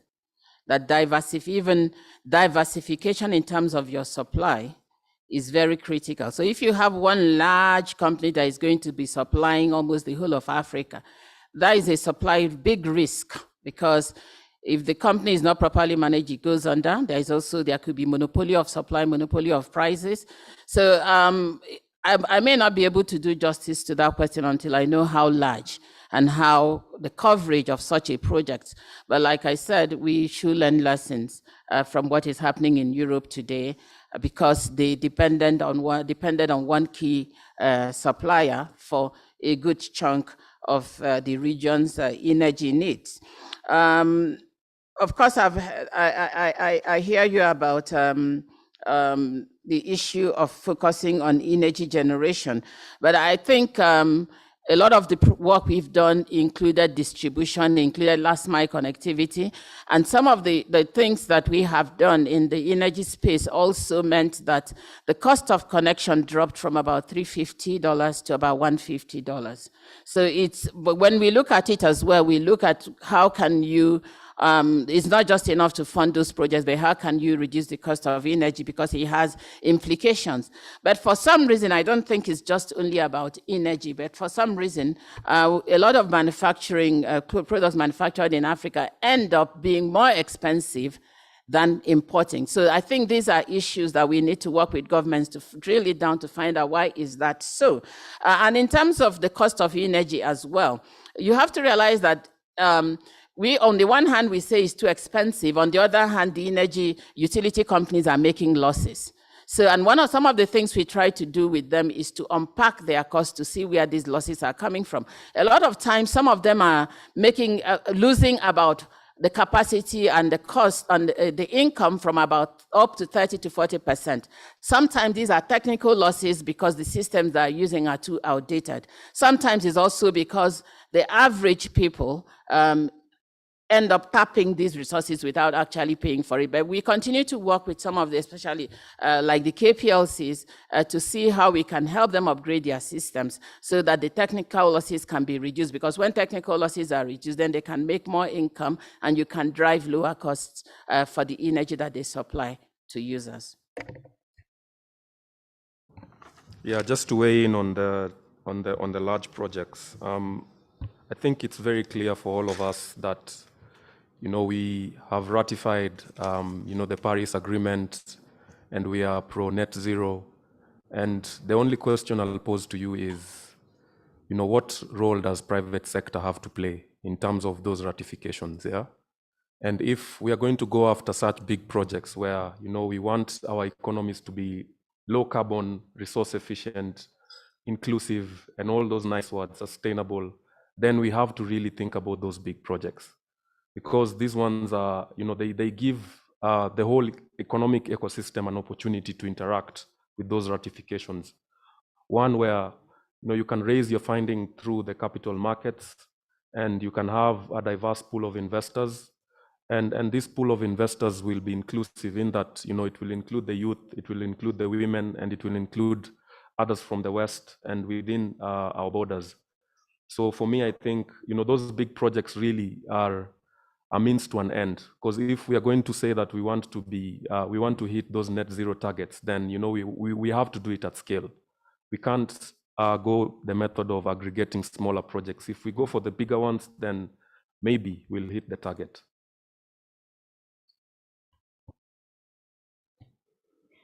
Thank you. I think I'll just touch on the governance question as well, and just in reality, what we do is when we look at IFC investments, we assess the environmental, social, and governance risks, and how our investment will either impact these elements or will be impacted by them. And in many cases, governance is really critical, and we approach this by looking at other governance structures sufficient to support the investment and the impact that we want to see.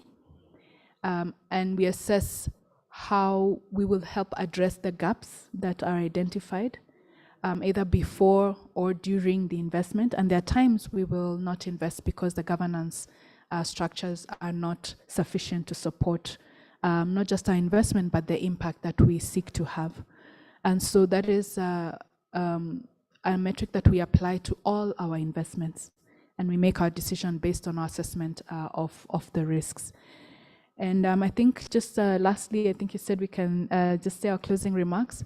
I think from a financing perspective, what we've seen today is that there's a lot of funding required to help us transition to a green economy and to address our vulnerabilities. And on the other hand, I think as I highlighted, this funding need is actually an opportunity for financing. And so it's really bridging that gap between those who hold the funds and where the funds are required.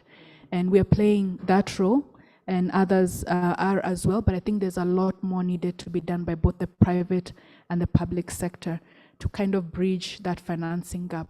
And there are huge pools of funds that are now looking at these kinds of green-related investment opportunities. And so we are doing that ourselves, and I think as I highlighted, we have put a lot of effort ourselves, but also trying to mobilize others, mobilize private sector funds and holders of these resources into helping us adapt and mitigate the impact. So we look forward to working and to continuing to work with many of you. Thank you. Thank you. I realize I'm standing between you and break, but I'd just like to thank my panelists. Firstly, starting with Madam Nabufo. You have taken most of the hard questions. I think that's because your name is Africa Development Bank. So as Africans, we feel that this is our bank, and that's why we must push back. My fellow panelists, I really appreciate you. Thank you for keeping to time and thing. The questions, I think we have to thank the audience, especially Mwalimu Outa for professing humility and then asking hard questions straight after that. And lastly, just to thank Chatham House and PACJA for hosting us. So thanks a lot. Thank you.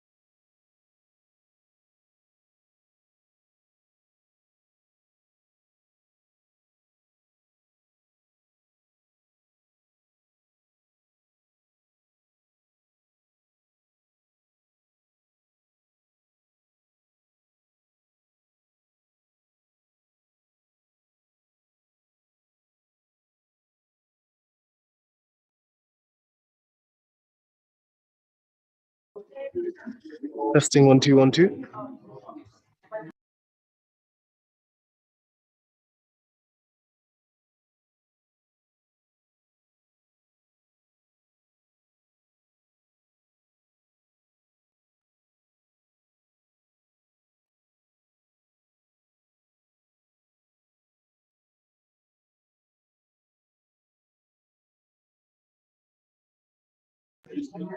Testing 1 2 1 2. No? Testing 1 2 1 2. Won't there be a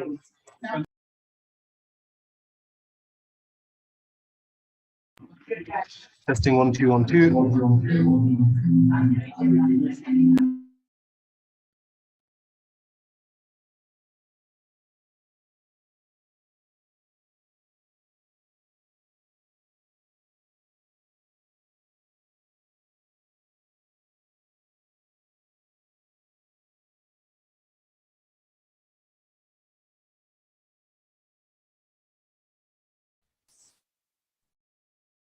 2. Testing 1 2 1 2. Testing 1 2 1 2. Testing 1 2 1 2. Testing 1 2 1 2. Towards just transition in Africa, green financing for urban energy solutions and job creation. The event will resume shortly.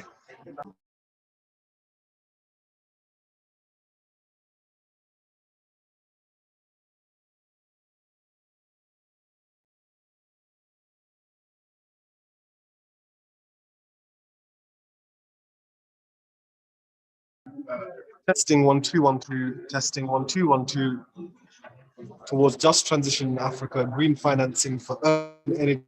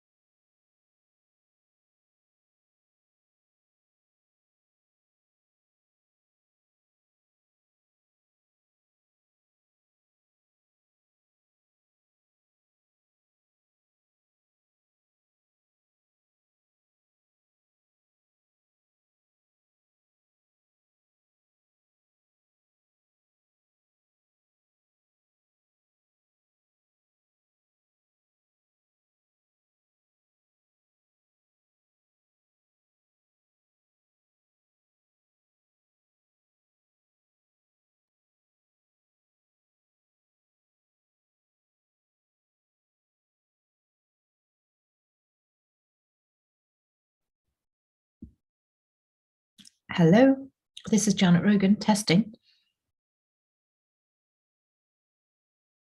Is that working? Yes, it's clear, Janet. Thank you so much. Great, thank you.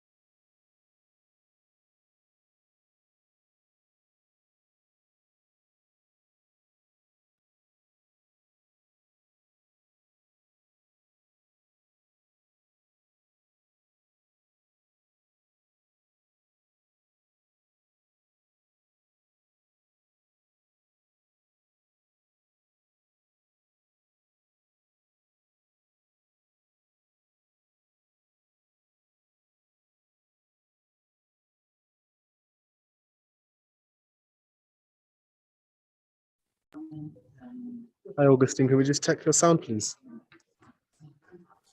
Hello? Fantastic. It's very clear. Thank you so much. Okay, good.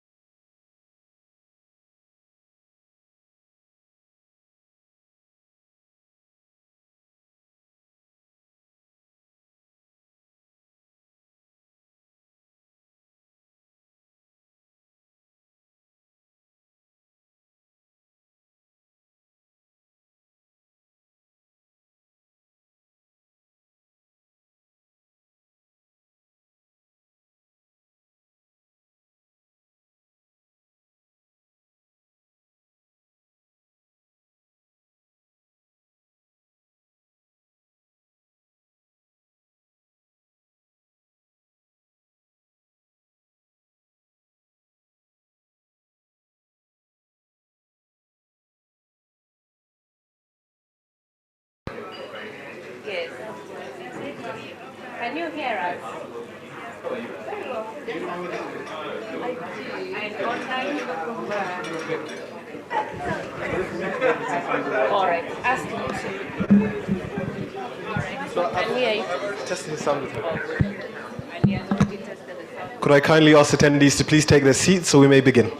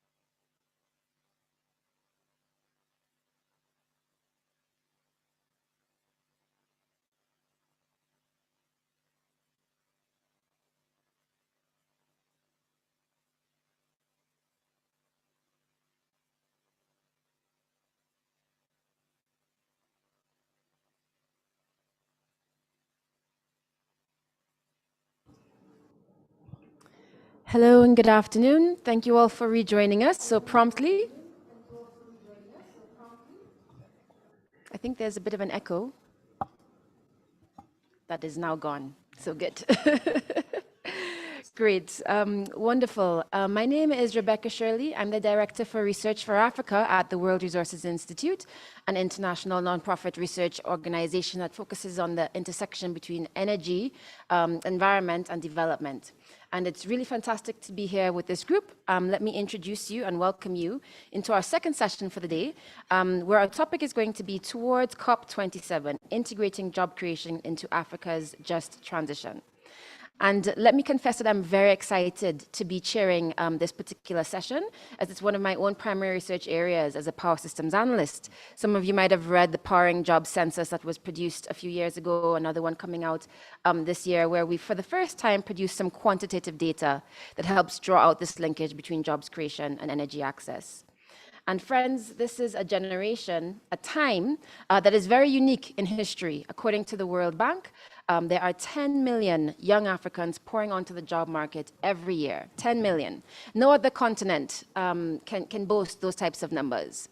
Youth between the ages of 15 to 24 are over 33%, so more than a third of our working population right now.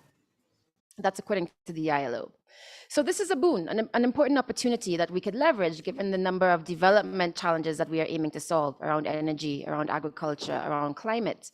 But filling in those gaps and creating decent, dignified, aspirational, ambitious jobs that can absorb that scale and volume of workforce is quite a significant challenge. It's also an opportunity. Our latest WRI research is showing that for every $1 million invested in things like renewable energy, energy efficiency for buildings, and nature-based solutions, there are multiple fold impacts and job multipliers. For nature-based solutions, for instance, we're seeing a 3.8% or 3.8 times the number of jobs that could be created for every $1 million invested in nature-based solutions versus fossil fuels. So there's an investment opportunity. And the numbers are here. And we have an amazing panel today that is going to help us think through what exactly does it take to unlock that opportunity, unlock that jobs creation opportunity as we move towards just transitions. Of course, as we know, this is going to involve much more than skills training. It's about tackling some of the issues that were raised earlier in the day around informality, around the quality of jobs, around the safety and security of those jobs, around migration, around job displacement, and so on. So without further ado, let me introduce our panelists who are going to do the hard work, not me, they're going to do the hard work today of digging through some of those issues, and then we'll have some time for Q&A afterwards. So with me already on stage, I have to my left, Osama Ebeid, the Deputy Permanent Representative to the United Nations Environmental Programme, the UNEP, for the Arab Republic of Egypt. Welcome, Osama. We also have Tafadzwa Chirinda, the National Project Coordinator for Zimbabwe at the International Labour Organization. Welcome. And we have James Kakito, the Regional Energy Officer for the World Wildlife Fund for Nature. Online, I believe we should have two other speakers. We should have Janet Rogan. Hi, Janet. Janet is from the COP26 regional. She is the COP26 regional ambassador for the Middle East and Africa from UK's FCDO. And online, we should also have Dr. Augustine Nyamnishi, the Executive Secretary for Bioresources Development and the Conservation Program from Cameroon, and the co-founder and chair of the Technical and Political Committee from the Pan-African Climate Justice Alliance. So I hope that our virtual panelists are with us and are hearing us. Welcome. A bit of housekeeping. Let me just let you know that if you want further details on the bios for our speakers, they can be found in your materials on the tables. If you are joining us virtually, they can be found in the Zoom chat. Secondly, I'd like to note that this session is on the record, meaning that those present may use the information from this session and may identify speakers and any other participants. And then thirdly, that we will have an interactive Q&A afterwards. So please just raise your hands. And if you are virtual, type your questions into the chat and I will be getting them through all of the many digital devices that we have up here. So without further ado, let us begin. Let's get into our speakers and give them each a few minutes to speak to us. Osama, I'm going to start with you and your perspective as the Deputy Permanent Representative to UNEP. Talk to us a bit about COP27's green financing priorities and how these link into the jobs creation opportunity for just transitions. Thank you.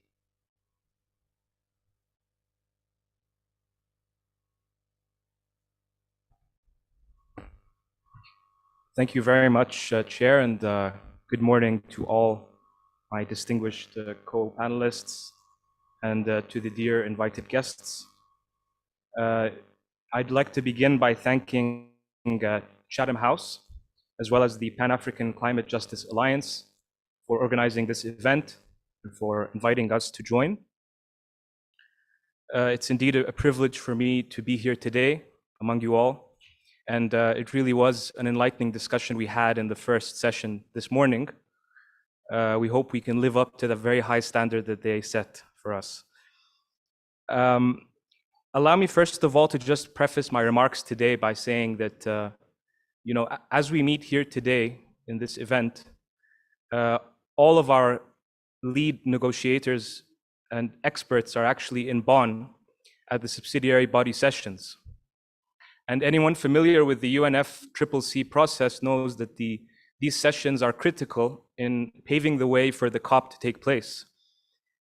So in fact, while I am here today to give a few brief remarks about COP27 presidency, of course, the core team of the COP27 presidency are engaging with their colleagues now in Bonn in the SB sessions, as they're known.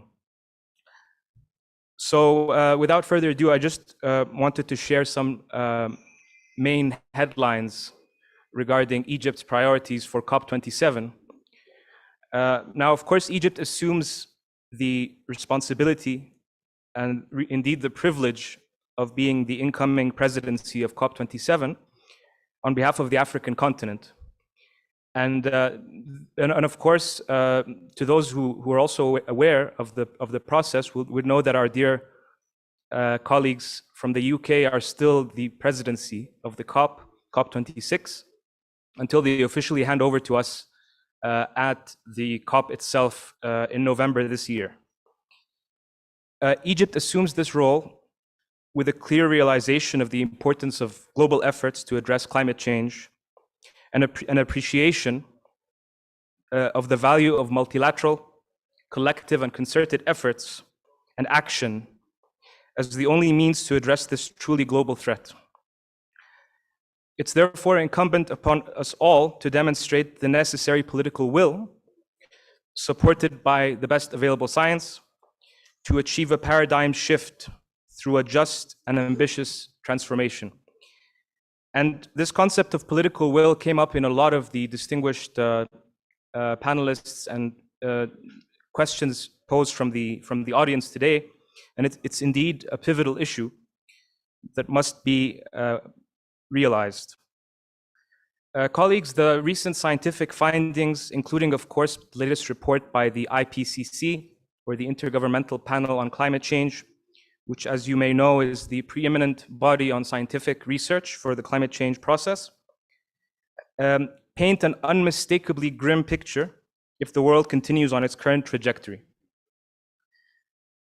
These results have underlined that the urgency of the climate crisis and the need for immediate and sustained action and cooperation is absolutely imperative. So building on Glasgow's commendable outcomes, we seek to further enhance the scope of deliverables towards climate action. As we rapidly approach the COP, we are committed to support an inclusive, transparent, and party-driven process. And of course, we are also well aware of the need to address the urgency of this challenge and to build on the existing momentum, as I highlighted earlier. A key message of Egypt's incoming presidency is that this conference is a defining moment for Egypt and of Africa's leadership role in the fight against climate change. Many of the distinguished speakers earlier today highlighted that the contribution of the African continent to the overall emissions is more or less negligible. And on the other hand, the impacts that we face as a continent are absolutely devastating. It's through this realization that we must demonstrate a will and a commitment to tackle climate change and to achieve a just and sustainable future for the people of Africa, as well as the wider global population. As I had mentioned a few minutes before, the intent for us to enhance and to widen the scope of deliverables on climate action entails the need for us to not only accelerate the global action on emissions reduction, but also on scaled up adaptation efforts, enhanced flows of appropriate finance, transfer of technology, and of course, a just transition for developing countries worldwide. We've seen from the discussions as well today that the efforts towards mitigation to a great extent still outpace the efforts that are required for adaptation. And adaptation, of course, is a priority issue for not only Africa, but most of the developing world. So as we look at these challenges, there is indeed an urgent need to shift from pledges and potential contributions to delivery and action through implementation and based on all of the political commitments that have been demonstrated in Paris and confirmed most recently in Glasgow to keep the 1.5 degree goal alive. and to stay well below 2 degrees, as well as to urgently shore up the adaptation efforts that are required, including, of course, by moving forward on the process for the new global goal on adaptation. Those familiar with the Paris Agreement will know that the temperature goal of the Paris Agreement is one of the ultimate objectives, but so is concerted global action, meaningful action on adaptation. And that is something that we realize continues to lag behind. There is also a need, of course, to implement the Glasgow Pact in its entirety, including through the review and ambition on NDCs.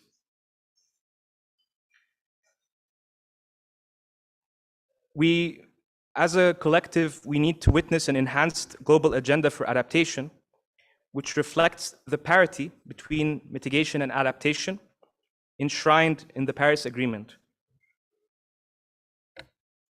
And of course, we must also see climate action in the wider context of sustainable development across its 3 pillars, both for the economic, social, and environmental, as well as an emphasis on efforts to eradicate poverty. Ladies and gentlemen, we all know that climate finance, and particularly for adaptation, continues to lag behind what will be required to achieve truly transformative change. Actions taken on the ground to enhance resilience and adaptation in a holistic manner, taking into account the social and economic impacts on developing countries, is a must. And we must also do so fully cognizant of the particularities of the African continent, as well as of developing countries. And here I want to highlight in particular the challenge of debt. As we all know, the world has been dealing with consecutive crises of various levels of impact. And I think in one of our earlier speakers today showed us a slide that showed the COVID-19 pandemic, followed by another wave, which is for a recession, followed by a third wave for climate change. So as we look at our challenges, we must be cognizant of these myriad of challenges that are particularly devastating on the economies and the livelihoods of developing countries. So being cognizant of this, we must stress upon the need for the financing not to increase the debt burden on developing countries, which already have, as I had outlined, all of these challenges to deal with, as well as the need to deliver on sustainable development and to eradicate poverty. And on this point, it's also worth noting that all of the figures paint as well a grim picture in terms of levels of poverty worldwide. We've seen that since the COVID-19 pandemic, millions have been sliding back into poverty. And now, as I said, with this compounding global challenges that we are facing, the picture is becoming further and further more challenging. So I also wanted to just very briefly touch upon one of the other finance-related discussions, which is progress on the $100 billion goal, which again, those who are familiar with the Paris Agreement and the process itself will know that the delivery on this 100 billion goal has lagged behind the expectations and the requirements. So delivering on this goal will be instrumental to building greater trust in the process. And indeed, there are also discussions now on a new quantified goal for climate finance. So all of these efforts and all of these efforts and all of these concerted, initiatives need to all deliver and need to all have an impactful outcome. Finally, before I conclude, allow me to also mention that as the COP27 incoming presidency, as is the case with any presidency of the COP, Egypt is also honored to be preparing initiatives to be launched on the sidelines of COP27 to address a wide array of challenges, including to achieve a just energy transition, just financing, climate resilient agriculture rather, sustainable transport, sustainable cities, and a number of others. And thank you once again for giving me the opportunity to speak to you today. And I submit. Thank you so much.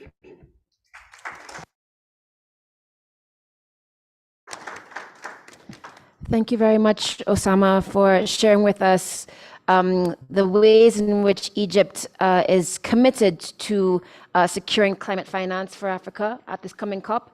And I really appreciated your comments about the debt burden and making sure that we address that head on. So thank you so much for that. At this point, now that we've talked about what the 27 green financing priorities are going to be, we're going to take a step back just a little bit and bring on one of our virtual speakers, Janet. Janet was very active at the COP26 last year at Glasgow. So Janet, can you tell us a bit about how COP26 delivered for Africa and what it delivered for Africa? Yes, thank you very much, Rebecca, and good morning, everybody. Let's rest on all protocols observed. Thanks very much to Chatham House and to the Pan-African Climate Justice Alliance for organizing this event. And it's really interesting to follow immediately behind my colleague on the COP27 forward look, because I think this session is really going to bring together, or should really bring together, how we are all trying to work together to achieve outcomes across this very complex piece. Firstly, I wanted to say, in following up on what Osama just said, the world is becoming increasingly complicated, and we are having quite a significant number of challenges, one on top of each other. When the UK hosted finally COP26 after a year's delay because of COVID, it was against that devastating background of the pandemic, which still has not left us. We were seeing not only a climate crisis, but a global health crisis, an economic crisis, a development crisis, because COVID had set back development everywhere in the world for a long time, and multiple conflicts. This region, like many others, also has a lot of long-term, regional, larger conflicts that are impacting on the lives of people and impacting on environmental and climate issues too. Now, of course, we have another conflict that has had a global impact, a very significant and very rapid global impact across a number of areas that actually fall very much within the agenda of climate action and global climate security, if you like, impacting on food security, water security even, and energy security, to name but a few, all of which have very, very significant increased impacts on those stresses and strains in the global system that we were already seeing. So when it comes to COP27 in Sharm later this year, we see yet another level of complexity that has come on top of the discussions of an issue that is already very complex.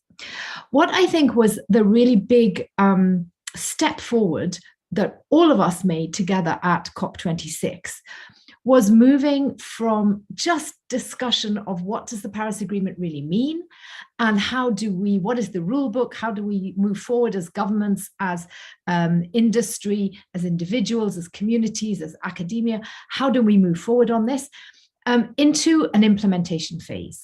Now that is, I don't want to just talk about implementation. I want to say that implementation means coming back to where we are right now. We are talking with a group of people who are here today at the country level. We're talking at the regional financing level. We're talking about industry. We're talking about challenges in skills education for the new agenda, which means changes and upskilling our curriculum.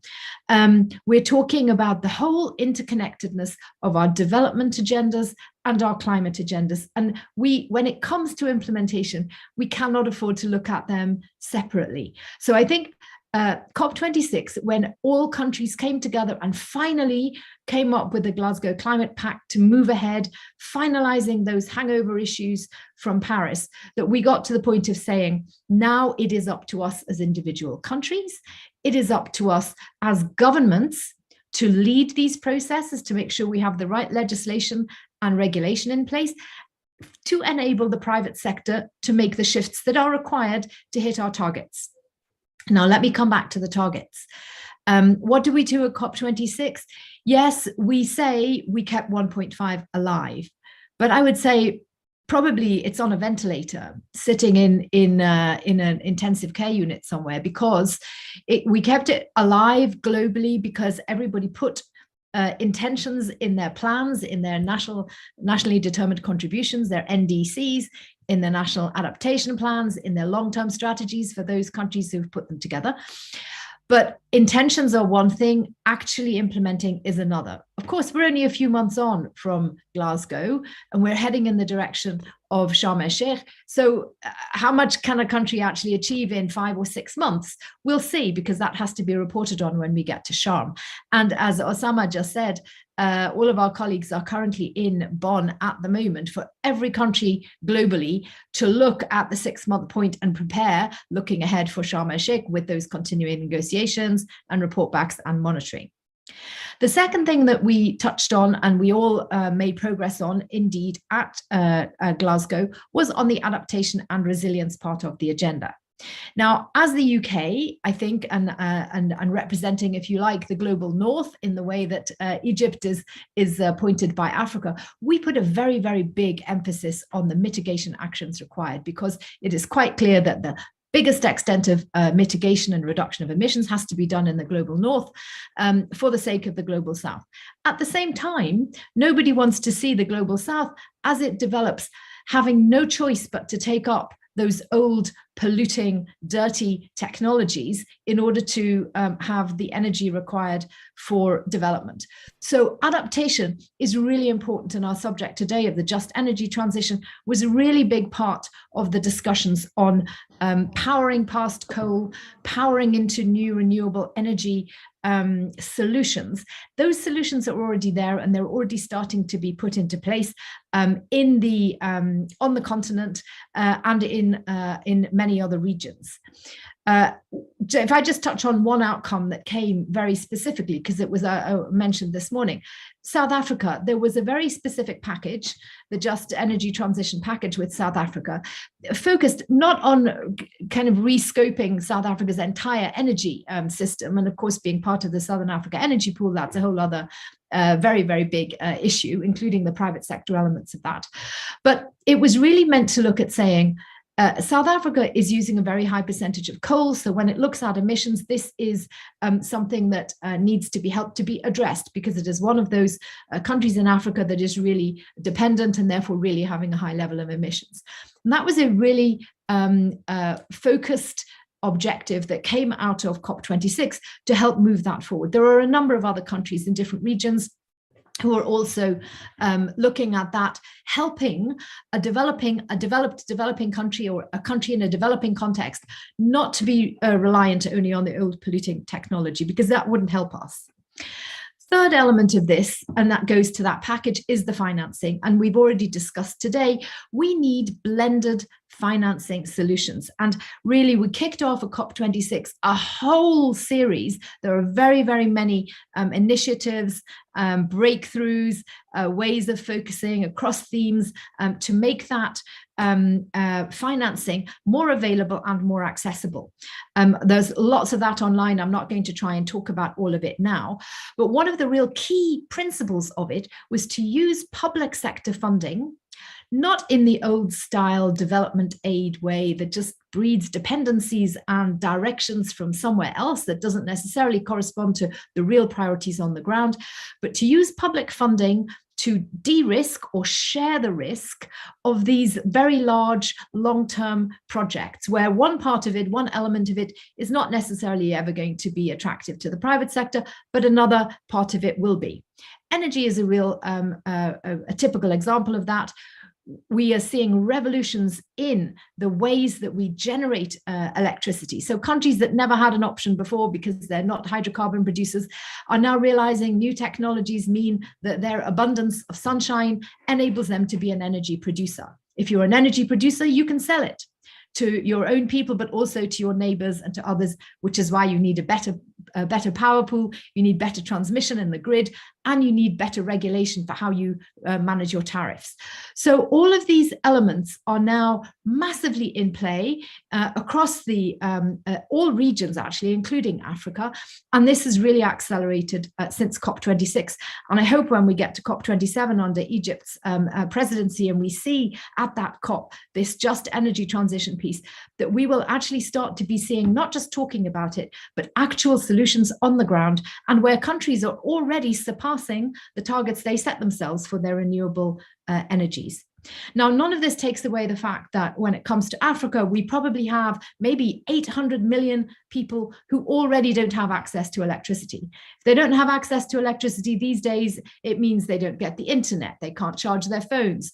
Electric vehicles are a dream that you can't even imagine. Even having a small industry or value addition on some agriculture, say, is not going to be possible. So meeting that energy starvation across this continent is really important, and I think that is also one of the elements that is being taken forward. And finally, I just want to talk a little bit about what we are seeing today, which is this interaction between governments, private sector, institutions, academia, civil society. This is no longer, I think, a space of conflict where one has to fight against the other to say, listen to me, you know, my views are not being heard. I hope that the global agenda on this has now turned into a space where we can collaborate, where we understand the different roles to be played by governments, private sector, and after all, agriculture, extractives, trade, commerce is the major employer. This is where jobs are. This is where we're looking to create our clean jobs. And governments have to respond to the needs. I mentioned before education. We can't have green urban spaces if we don't train green architects and green construction, green producers of the right kind of materials, green appliances, efficient appliances that work with our renewable energy. All of these are in the agenda now. They're all in the mix, and it's driving forward very fast. So the IPCC report is grim. It is telling us that we can have dreams. We've kept 1.5 alive in our imagination, but we need to be acting fast and moving forward across the whole scale of all of these agenda items. And I think the new financing ideas, the new partnerships between government and private sector, the new reach down to communities for nature-based solutions, but also for a people-centered approach to this, linking it together with development agendas is really the exciting track that we will see. And I believe we will see that coming through as we hand over as COP26 to COP27 at Sharm el-Sheikh. I hope that our balance sheet is going to show that there is progress on those things, but also that we are linking together development and climate on the ground where it matters, not just in Africa, but in the other regions, which are also in the global south and developing. Let me stop there. Thank you very much.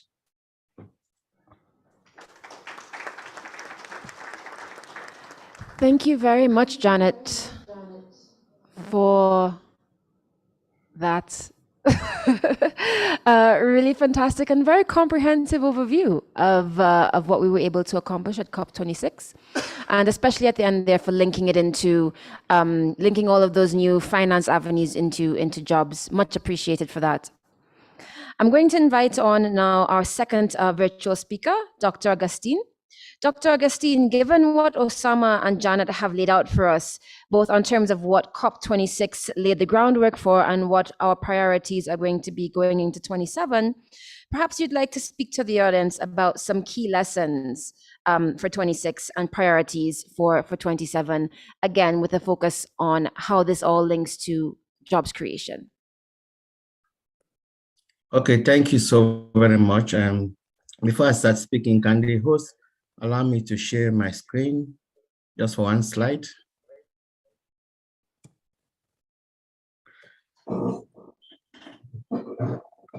While they're sorting that out,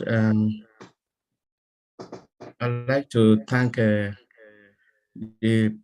preceding speakers for this very important meeting. I am the co-founder of the Pan-African Climate Justice Alliance, and working with this Chatham House to host this meeting is just one of the things that we really take very seriously. Unless and until we sit down, mostly as Africans, and by extension to other partners, to say things frankly. Can't hear you anymore. Can you hear me? Tech folks in the back, would you like us to move on to one of the live speakers? Oh. Okay. Can you hear me? Hello? I can hear you online. Yeah. Okay. Yes, we can hear you now. Okay.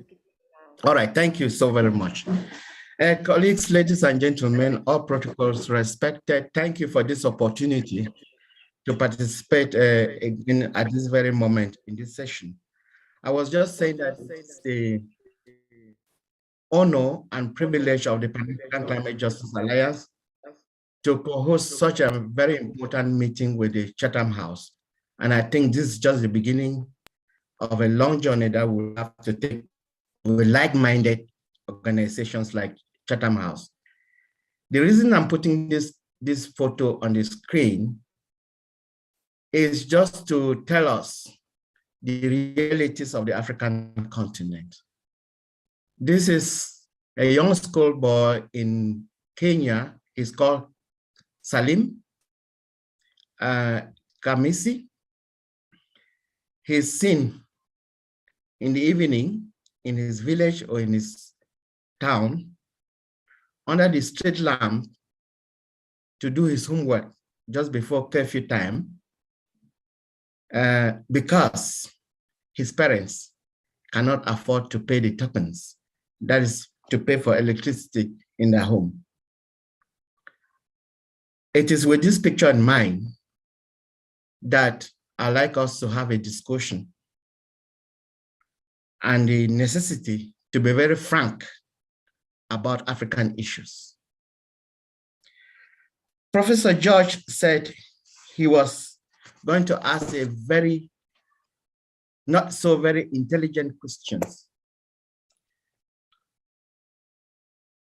And I think we are where we are in Africa because we are shy most of the time to ask the questions that matter, because we're afraid that we'll be seen as not being very intelligent. And hence, we leave the big issues and chase the shadows. Now, I can stop sharing this picture and come back to the topic I was given. COP26 is over, but the presidency of COP26 is not over. They remain the presidency until after COP27.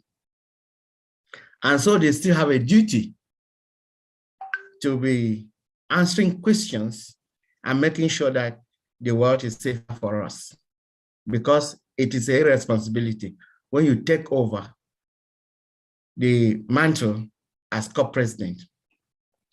I overheard Osama say they took this appointment on behalf of Africa. I'm glad that is the case. It was not taken on behalf of a single country, but on behalf of Africa. And I will say on behalf of the African people. Colleagues, we have had 26 conference of the parties. Dr. Augustine, it's quite difficult for us to hear you, unfortunately. What I'm going to propose is that we move on to one of our live speakers who are here with us in the room while we sort out your internet issues in the background. Is that all right? Okay. Yes, that's fine. Good. Okay, let's do that. Let's move on. Thank you. I saw a thumbs up from him. So that means you can hear us, but unfortunately, we're not able to hear you. But with that overview set by both Janet and Osama on the higher level, the diplomacy around the COPs, I want to bring it down to earth a little bit and move on to some of our speakers that are on the ground with us. James, I'm going to turn to you next. You represent the World Wildlife Fund for Nature and their Regional Energy Officer. And we're hoping that you can talk to us a bit about jobs creation and the important opportunity that they represent for nature-based solutions. Thank you.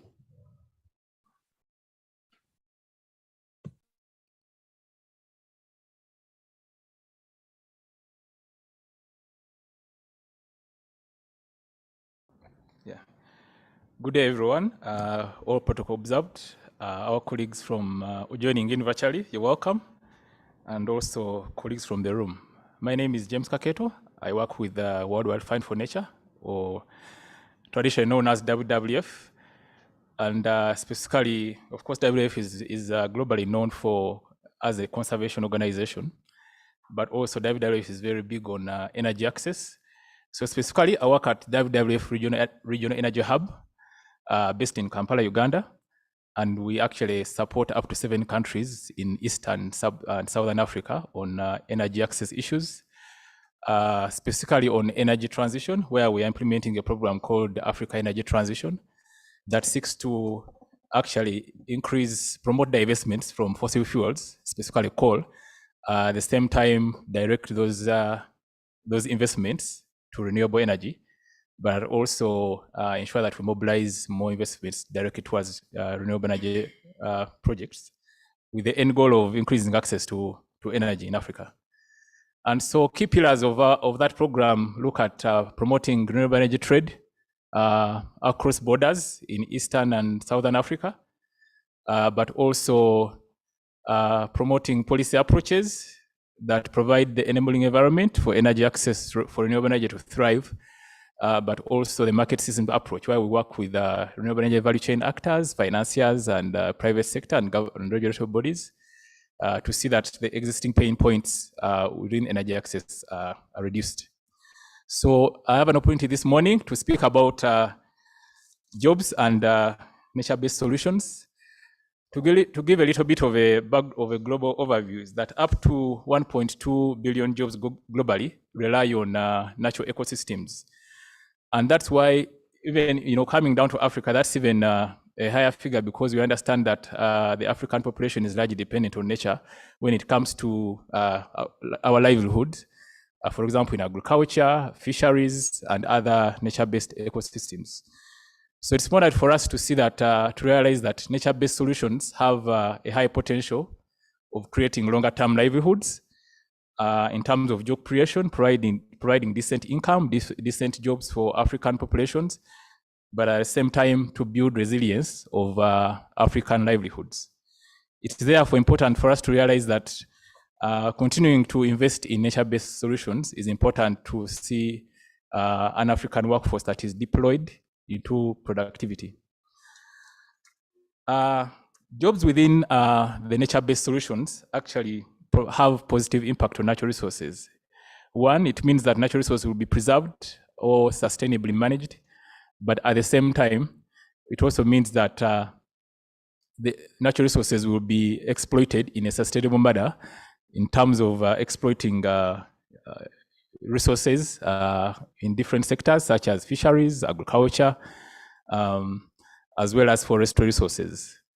So I'll give a few policy recommendations that I believe are important for policymakers to consider when it comes to ensuring that we can actually have more decent jobs created around nature-based solutions. And I'll also end that with a few other recommendations. So a lot of the speakers that I've spoken since the beginning of this workshop have talked about the importance of finance, and I can't emphasize that any better, because we can go on and talk about finance, but then I think we also realize that now that we are having a lot of echoes around finance, we cannot ignore the fact that eventually everything rises and falls on the availability of financial resources. When we talk about energy access or investing in renewable energy, then the ball ends up with the banks or with the likes of the IFC or with the FDB or the World Bank. So we cannot ignore the importance of sustainable finance access. When you talk about greening cities or promoting sustainable urban environments, it requires financing. Sustainable financing is needed to promote green cities, such as street lighting, sustainable urban agriculture, but at the same time, promote energy efficiency in buildings, promote building codes, at the same time, promote deployment of renewable energy in urban environments. We can also talk about public employment. When we promote more financial flows towards nature-based solutions, it means that there will be more opportunities along the value chain, the nature-based value chain, to provide more employment opportunities. So realize the multiplier effects of actually continuous investment in nature-based solutions. It is important for policymakers to consider creating more conducive regulatory and policy environments through diversifying portfolios for nature-based income, and also creating good jobs, and also promoting nature-based industries. Promoting nature-based industries means that the workforce is going to be more open to traditionally unemployed people, but also means that natural resources are going to be sustainably exploited. So it is important to also consider a policy environment that invests in capacity building, education, training institutions, at the same time equipping the workforce to be able to understand the need for the value proposition of having sustainable nature-based solutions. I should also mention that it is important to minimize working in silos. And in this case, I'm talking about boosting cross-sectoral collaborations. We cannot talk in isolation about energy. We are talking about agriculture and other industries as well, without talking about energy for productive use. The colleague of mine mentioned about energy for productive use earlier. But so when you talk about energy productive use, then it means you're connecting the dots of energy and other sectors. For example, when you talk about powering agriculture, we need solar-powered irrigation to boost farmers' incomes, to improve efficiency of farming systems, to improve productivity. Agriculture employs the largest percentage of African population. So ensuring cross-sector collaboration between energy access, for example, and sorry, that was my timer. I think it's warning me that I'm about to finish. I was just about to say. So integrate nature-based solutions in the measurement of national wealth. Countries need to look at measurement of national wealth or national criteria in the perspective of nature-based solutions. How much of green jobs is your economy generating? That's one way of putting ourselves to task, that we're actually meeting our nature-based targets in terms of aligning our economies to nature-based solutions. As I conclude, how can nature-based solutions increase jobs? Nature-based solutions can reduce cost of production, I've mentioned in the agriculture sector.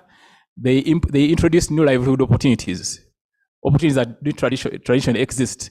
For example, we can talk about energy auditors, we can talk about solar engineering technicians or water pump technicians. They also improve productivity. They also help improve involvement of communities. And then lastly, significant investments in the enabling environment is required to realize job and livelihood potential in nature-based solutions. Therefore, this is a call for government leaders, policy leaders, advocacy players, and also private sector to see that a right enabling environment can be able to exist so that we can increase the amount of jobs and also protect the existing ones within the communities that are economically dependent on nature. Thank you very much. Yeah.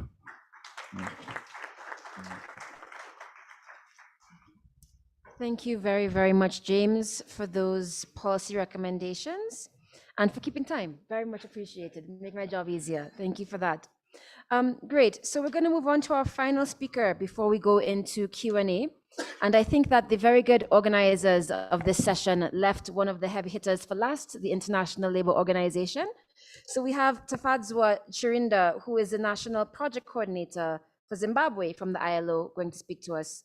Now, Tafadzwa, we've heard about some high-level commitments that have been made And we've seen some indicators of where finance is now going to be flowing for climate. We've heard some very good policy recommendations of what it would mean to bring that down to the local level. If you could now tell us from the point of view of the ILO, what will it actually take to place green jobs at the center of Africa's climate agenda? Please, thank you. Thank you. Thank you so much, Rebecca. Maybe let me just start by asking, even those who are virtually, you can also respond by raising your hand. Placing jobs in the center of Africa, but let's talk of placing green jobs here. For those that think that their job, I trust we are all workers, right? All right? All right. So for those that think that their job is green, you can show by raising your hand. If your job is green, you can show by raising your hand. Huh? Okay, I think we are approximately 60%. For those that think their job can be improved by addressing issues of climate change in the near future, can you show by raising your hand? Those that think their job can be improved by addressing issues of the environment in the near future. Okay, so you can see that our hands have reduced, and there are others who think that maybe their jobs are not green. Ladies and gentlemen, all jobs can be green. All right, but it just depends with the shade of green. From the International Labour Organization, yes, from the International Labour Organization, we strongly believe that yes, there are brown jobs and then there are green jobs, right? But then the brown jobs, those are the ones that do not contribute, of course, to the issues of the environment. But these are the ones that we want to transition from being brown to green, to a green job. Then you didn't raise your hand and you're saying that your job is not green. But we would want also to encourage that you can improve your job by greening it. Where do we start? Let's think of the informal sector. The informal sector is the major employer in Africa, isn't it? Where most people are operating from the informal economy. Look at the carpenters that we have, smallholder farmers. Those are workers that are contributing, of course, to the economic development.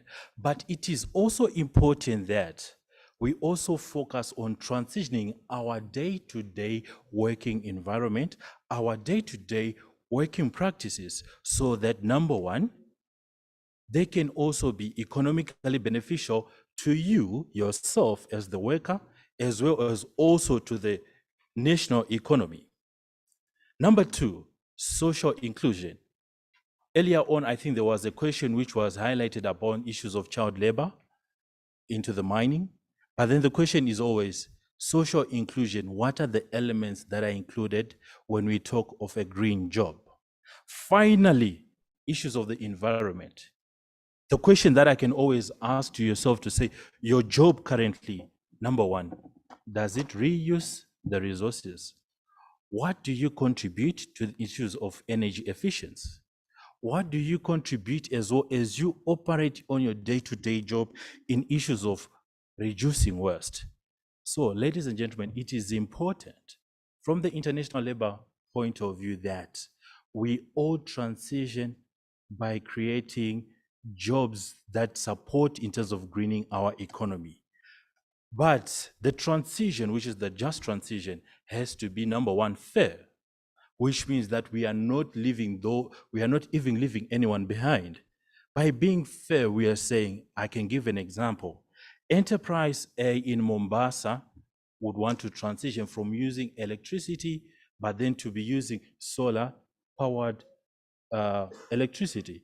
So now the question will always be, what will happen to that technician who was not skilled to use the solar, to install domestic solar installations? So just transition from the international labor perspective always talks of not leaving one behind. So with this, the recommendation is always let's have an integrated approach which focuses on the skills, on the supply side for skills for green jobs. And then the second, the other side is then the demand side for skills for green jobs. What do I mean when I say the supply side? We are saying it is important for us to make an assessment in terms of our curricula when we want to upskill young people, be it in the university, technical colleges, community training centers, for them to acquire skills for a greener economy. It is important then, even at government level, for us then to support our respective government departments that develop the curricula that will ensure that in each and every job occupation or in each and every technical program that is there at a technical or a training institution, elements to do with climate change are included. However, this is a process then that requires, number one, capacity building of the skills supply side institutions, be it the universities, be it also our technical colleges. We would want to ask ourselves to say, the teacher who is training a young person to be a welder, does she or does he understand that if a welder, a young person becomes a welder, they should contribute positively to the issues of the environment? So that becomes a critical element. Then also it is important then that we support as well the community-based training centers where we get master trainers who support skills development for a greener economy, because this is where the leave no one principle comes in. Then finally, I will transition also to the demand side for green jobs, where then, ladies and gentlemen, we all understand that young entrepreneurs, small to medium entrepreneurs are venturing also into green innovations as well. But the question is, before they access the green financing, do they have the capacity to run their enterprises in a green way? So this means that as stakeholders here present and other stakeholders, it is also important for us then to develop an ecosystem that can support the development of green businesses by providing green and business development support services. This then requires us to integrate training providers who provide entrepreneurship training to the young people, to provide skills for a greener economy through their day-to-day training for entrepreneurship. We would also want to see even the financiers as well, those that provide the financial services. They should be in a position to, if they are providing a credit assessment for a small to medium enterprise, to assess what are the implications in terms of this working capital if it is provided to the issues of the environment. The checklist to check the environmental impact assessment before we provide finance is also important. Then finally, one of the key elements is we recommend the scaling of enterprises is then the provision of mentorship services that can give guidance in terms of how people, how workers, how enterprises in the informal and both the formal sector can also green their day-to-day business practices. It's also important. So as I conclude, ladies and gentlemen, your job can be green, and your job should be green. Leaving no one behind, each and every job that supports our day-to-day running can also be green. So this is where Africa would need to transition, whereby we change our jobs from being brown jobs, those jobs that are not, that have got a negative impact on the environment, but then to transition to greener jobs. But however, this is a process, as I conclude, that depends in terms of the shades of green jobs. We have got the traditional sectors, being the manufacturing sector. You can include, for example, the way that you do your transport system. It's important then for you to assess how much are you contributing to the environment pertaining to the use of fuel. This is in a traditional sector. Then we also have the specific green sector, renewable energy, waste management, climate smart agriculture. These are the sectors also that we feel as we are transitioning, it is important for us to invest and support particularly our young entrepreneurs, our informal players, and even also women and people with disability, so that they can be in a position to employ green business management practices. With this, I thank you, and back to you, Rebecca.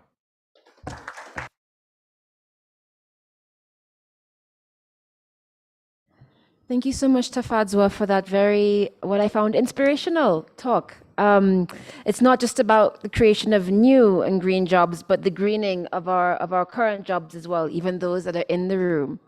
So thank you very much for that. We have now heard from all of our speakers. I just want to go back to the IT team in the back and see if Dr. Augustine is ready to come on for just 5 minutes. And if not, we're going to move directly into the Q&A. Will somebody give me a cue? Can you hear me now? I'm not getting any signal, so I think we're going to go ahead and move. Oh, he's coming? Okay. Can you hear me? Ahead. Right, so then with that, we're going to go ahead and move into the Q&A. You've got some very expert speakers, of course, here who I think can answer and handle some very tough questions. So I'm going to turn it over to the audience. I'm going to start on my left-hand side and take these 2 questions, and then we'll come over onto the right-hand side, please.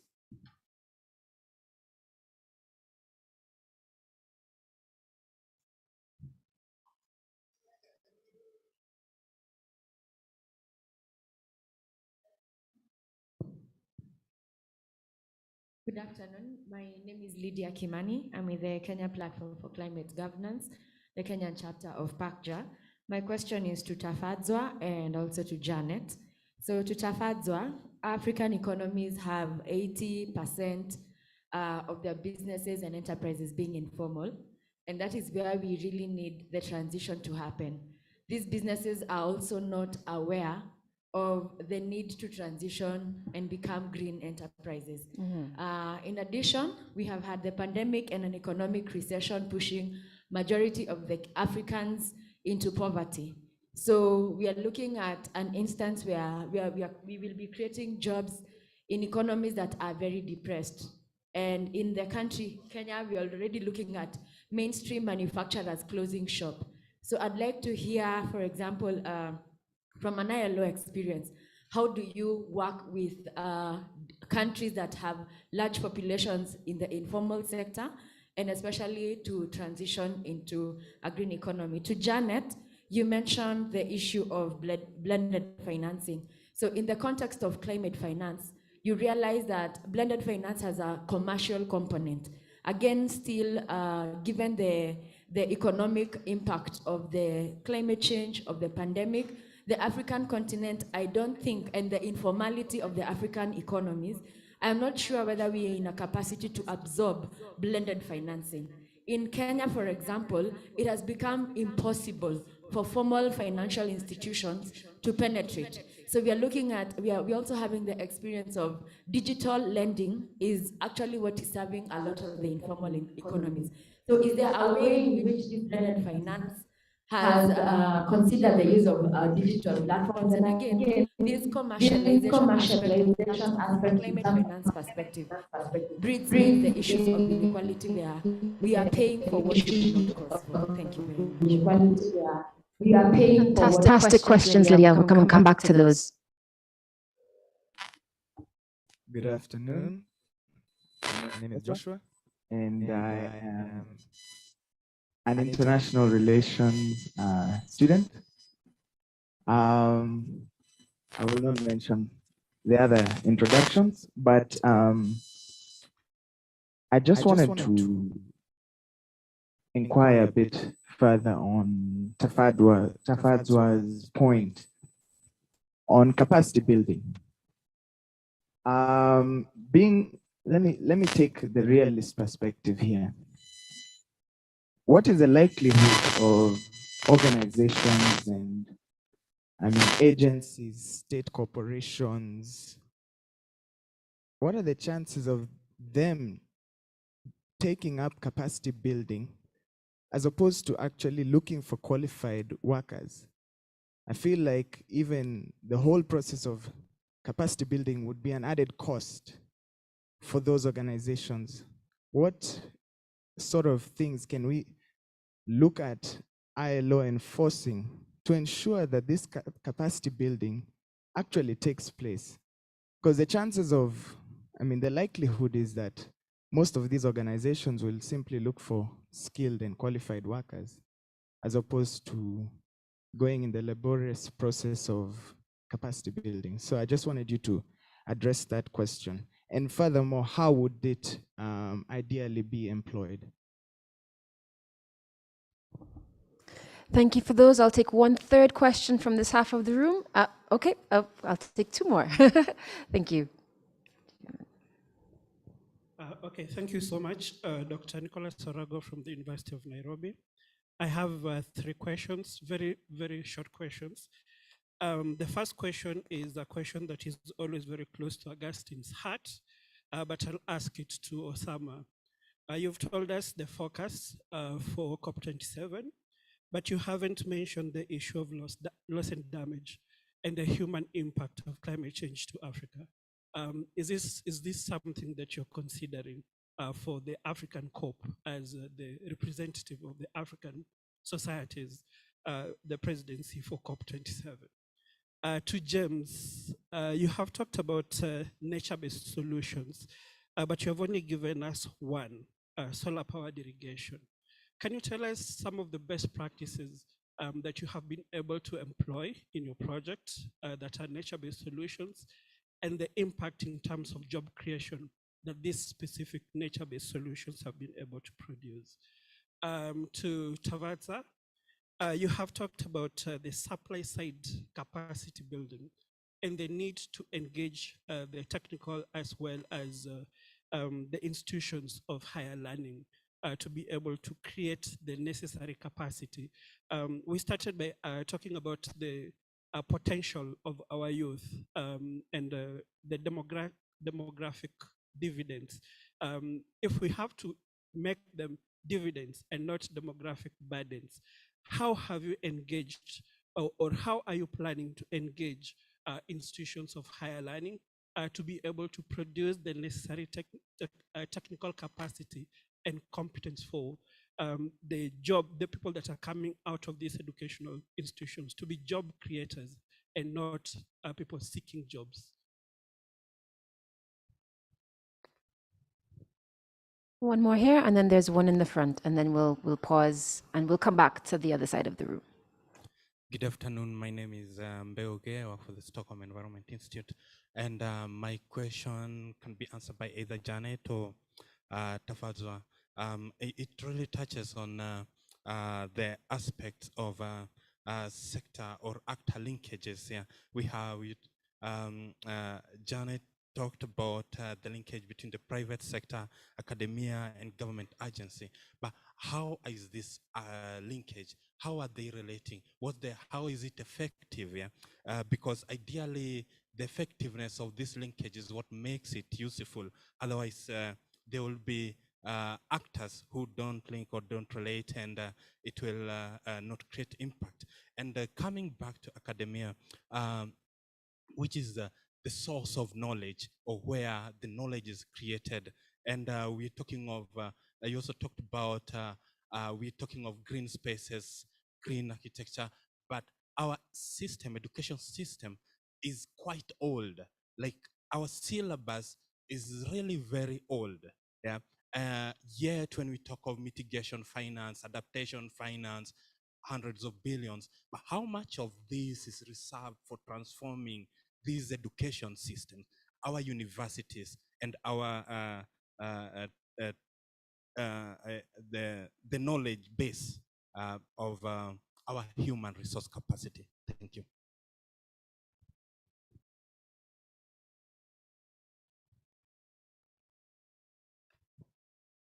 Good afternoon. My name is Ted Apondi from USIU. I'm an IR major. So my questions will be directed to Mr. Embiid and Ms. Rogan, and the final one will be directed to Mr. Chirinda. So it'll be concerning COP27. So somebody who is part of COP23, a part of the Youth Manifesto, my question would be, since COP23, what strides and improvements have been made from incorporating youth manifestos towards climate action? And are there more aggressive mechanisms for implementing African-based solutions for sustainable development on the global front. Lastly, to Mr. Chirinda is, and sorry, I'm wearing the wrong color suit. How can we address the emergence of climate apathy within the private sector in enhancing capacity building in regards to climate action strategies?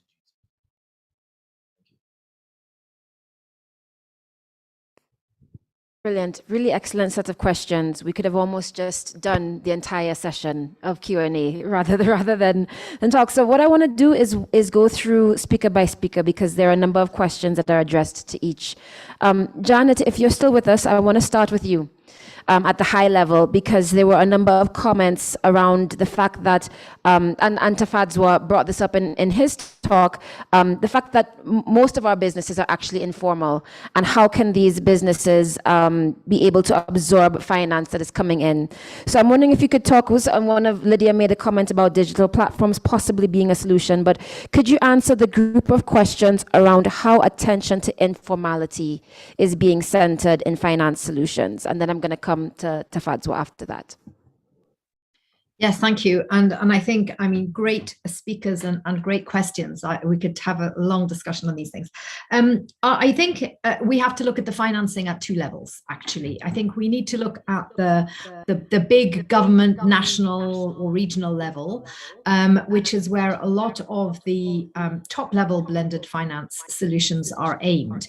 Because honestly, if we are to deliver power to 800 million additional people, it's not by a solar panel on your roof. It's by a large scale a reproduction of energy solutions on the ground. And that's a kind of government level and very large private sector level complex financing piece. And that is not going to happen unless there is coordination between what you call traditional development aid, which helps as a kind of catalyst, private sector green financing coming in with an understanding that this is really transformational.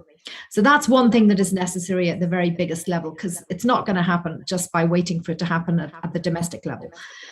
When it comes down to the informality of businesses, I think we actually had a couple of examples in the first session today about how, particularly through the multilateral development banks, their funds and the funds that they work with actually come out in projects at the local level that are accessible by small businesses, whether it's agriculture, whether it's skills training, whether it's, and I know from colleagues in the ILO, from my part, skills training around a green solutions, green jobs program, for example, really feeds into those levels. When it comes to making finance available, therefore, sometimes those kind of microfinancing projects that come through the development banks, which are indeed delivered digitally and are de-risked, if you like, through that process, are really where you see some thriving activity already. I know about, just personally, there's one small scale, if you like, climate resilience fund as an example that brings together private and public finance into the fund, which then makes it available to small scale enterprises, if you like, to access. So this is, I think, what we talk about. When you talk about it from a government level, it's not about saying, the government is going to come in and put a pot of money there that will be accessible. It's going to come through a mechanism that is funded, whoever's label gets on it, as somebody in the first session said. This is ultimately, it's made available at the local level. But I want to say that this is really, really complex. And I share the frustration, and I think we all do, from government levels, whether you're a donor partner or whether you're doing technical assistance, that the scale of this and the complexity means it's very difficult to get down right to the grassroots levels. But this is why we have to work through organizations who are already operating there, who know what the conditions are, who know what it is that local informal businesses are requiring, but also helps informal businesses to become formal businesses. That is really important, not only because they become a tax base and things like that, but also because they can be monitored, we can get better data, and data for decision making is what we all need when we're making policies. Otherwise, we're making policies blind. So the more small businesses actually move out of the informal sector into the formal sector, the more they can be helped. And the more easy it is to be able to find financing solutions that help to move that forward. And I know also there are a number of great projects that have been going on across the continent of Africa. I'm thinking with UNDP, I'm thinking with the World Bank, I'm thinking with other development agencies as well, to help in this shift into upskilling and upgrading even small businesses so that they become fully part of the economy, because that in the end is the only way we're able to reach more people. Let me stop there. Thank you.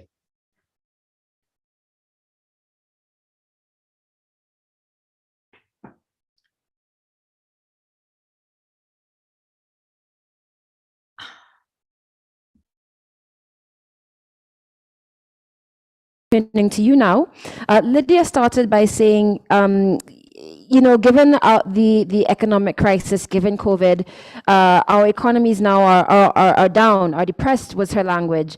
And so we're trying to green sectors that are hurting. So she's asking, what are the implications and what does that actually mean? You were also asked, on top of that, you know, the fact that the economy is hurting, capacity building itself is very costly. So what is the ILO doing to help ensure that capacity building is taking place? I'm not finished. You were also asked that clearly that means that there is going to be need to engage with institutions of higher learning. So again, what does that mean to be engaging with institutes of higher learning? How is the ILO supporting that? And then also, if you could address the statement that was made that the private sector, academia, public sector all need to be engaged and collaborating to deliver capacity building and to deliver green jobs. How are those linkages actually being realized? Thank you. Yeah, thank you so much. I will build up on what Janet has highlighted on, particularly if we look at the policy level. What we have seen particularly is different government departments in various countries, sometimes they work in silos. This is a challenge which, for example, if we look at the department that focuses on climate change, issues of the environment, might be working but not aligned, developing rather the NDCs or the climate change strategies, but without any interactions with the departments that supports issues of the informal economy, support enterprise development, and also even support the skills development side, that is the Ministry of Higher and Tertiary Education and all. So the recommendation that we have usually is then that coordinated approach, particularly at the policy level. For example, I'll share Zimbabwe as a case, where currently they are working on their TVET policy. The TVET policy is there to support, to develop how they are going to train, how they are going to standardize the delivery of technical and vocational education. And in that policy, they are going to be integrating issues of climate change, issues of the green economy, which is already a process that is starting to integrate the issues of skills development for a greener economy. Using the same case, Zimbabwe as well, in 2020, they were working on their small to medium enterprise policy.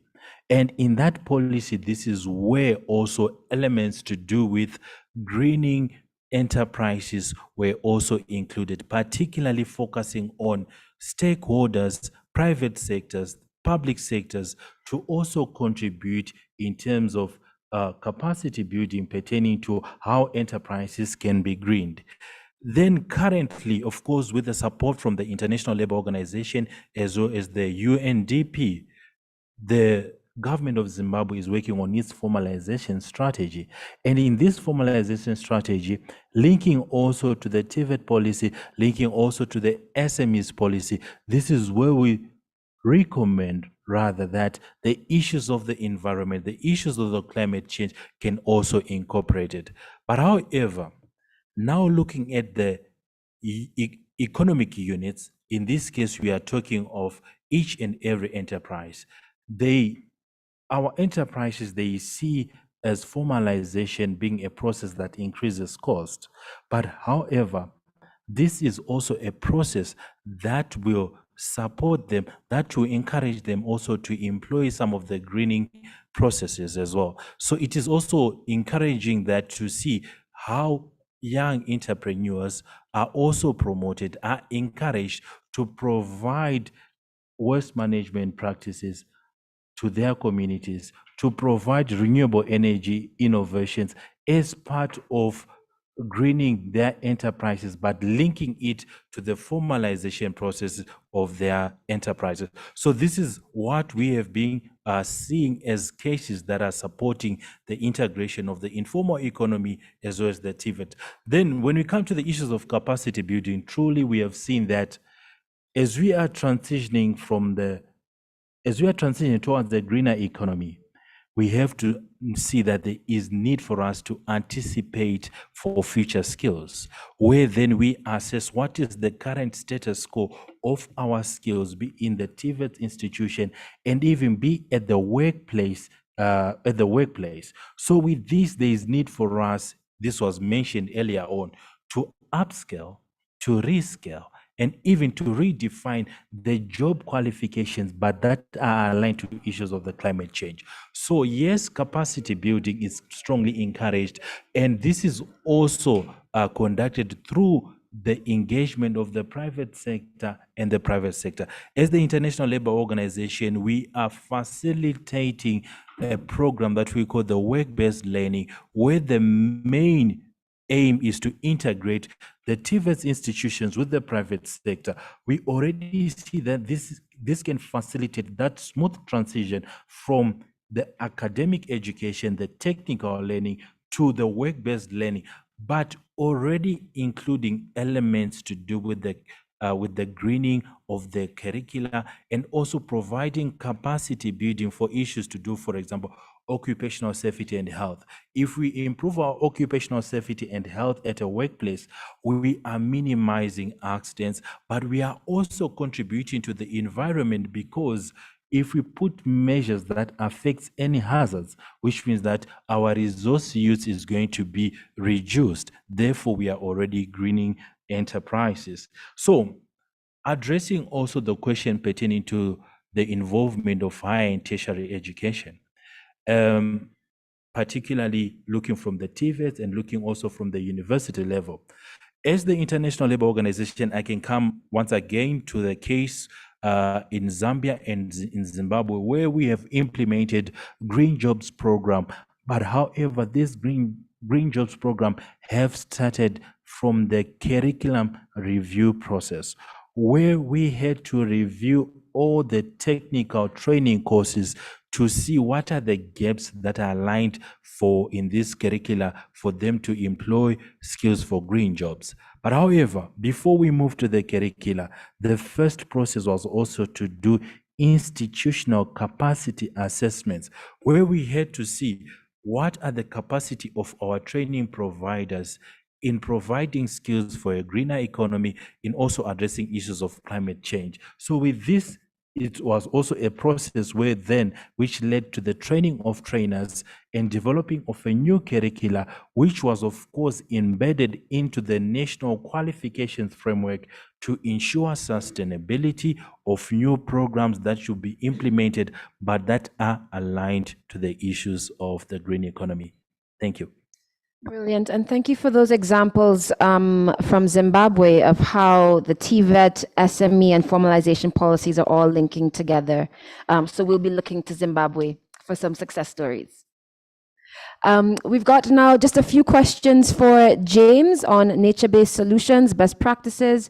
And James, if you could also take the questions on what you're seeing on the ground in terms of how youth manifestos are being turned into actual climate action, and how, from the WWF point of view, we are addressing climate apathy in industry. Yeah, thank you. I'll start with a question from my colleague from University of Nairobi, right? And you asked about outside energy. What else is WWF is doing in terms of promoting jobs around, nature-based solutions? So under our WWF's Forests and Biodiversity Program, we've made efforts to promote jobs within restoration sectors that reduce pressure on important natural resources for climate resilience. And what we've done is to incentivize private sector involvement, participation in enhancing environmental protection programs for forestry and degraded forest resources, river catchment areas, as well as woodlands, and within the natural resources envelope. So within that, we have supported the creation of what we call the nature-based enterprises, or NBEs, with bankable proposals and business plans that are finance ready, so that they can be able to actually, get financing, financial access from any other commercial bank or MFI to access private financing. But we have also worked with the financiers themselves or banks to make nature-based solutions an attractive investment. That is really building the value proposition for why banks should actually invest in nature-based solutions. And of course, providing access to that capital means that these enterprises are going to be able to provide more jobs, they are going to improve their productivity, and also their scale of operations will increase. And so some of the best practices in the different sectors have included supporting timber production cooperatives. This has been done specifically in southwestern Uganda with startup capital, specifically in machinery, to improve the efficiency of their timber production operations, which has helped to actually reduce loss and damage, because traditionally they were using traditional methods of timber production where a significant percentage of the tree wood would go to waste, but now they are actually able to exploit the biggest part of the trees for timber production. It has improved their productivity, but also the cooperative has grown because now they are able to produce more, to save more, to employ more people, and also to expand their operations. And all these are really direct and indirect benefits within the forestry preservation sector. And then we have also worked with, in terms of preservation of water resources, we have worked with another nature-based enterprise to recycle, to use water weed, to turn water weed into organic fertilizer. And that has also helped to free up rivers that were previously congested by water weed, by actually using water weed as an organic fertilizer on commercial basis. We have also promoted urban farming practices within different cities where we're working, but we have also promoted the production of bamboo as an alternative to timber on a commercial basis. So also in the area of tourism, where communities were previously engaged in poaching activities, of course that was affecting now the tourism sector. Providing alternative income opportunities for these communities, still based on their natural environment, was one of the activities that we implemented, so that we can preserve the wildlife and leave it available for tourism, but also have these communities be able to rely on the natural environment. And then also, the other question was about youth manifesto. Was it directed to me as well, or to Osama, I think? But yeah, can I talk about it? So we worked under the Sustainable Cities program called Our City 2030. We supported the development of a youth climate manifesto that was actually launched in COP26 in Glasgow. We've engaged city leaders. This manifesto was basically focused on urban environments, engaging city leaders on how they can actually integrate and mainstream the views of young people within Africa. So we are constantly engaging city leaders. Not all cities in Africa actually have climate change programs, but for those that do have, work with them to see that the views of the views of the young people, of the youth, can be considered in sustainable development of the cities. Yeah. Thank you for that. I'm being told by our organizers that we do need to break now for lunch. So Osama, I'm going to give the last word to you to respond to the questions on loss and damage, and also on the youth manifestos being turned into climate action, and any other closing thoughts that you have. I'll give each of my other two speakers 30 seconds to say anything that you'd like to wrap us up, and then I'm going to hand it back over to our organizers.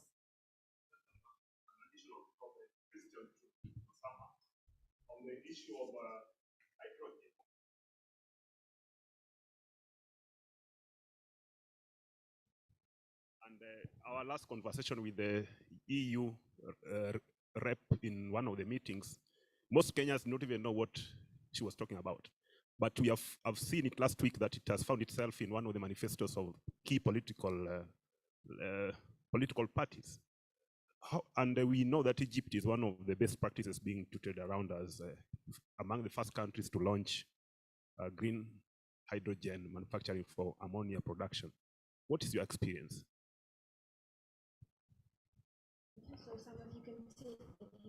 Take that as well around the emerging role of green hydrogen.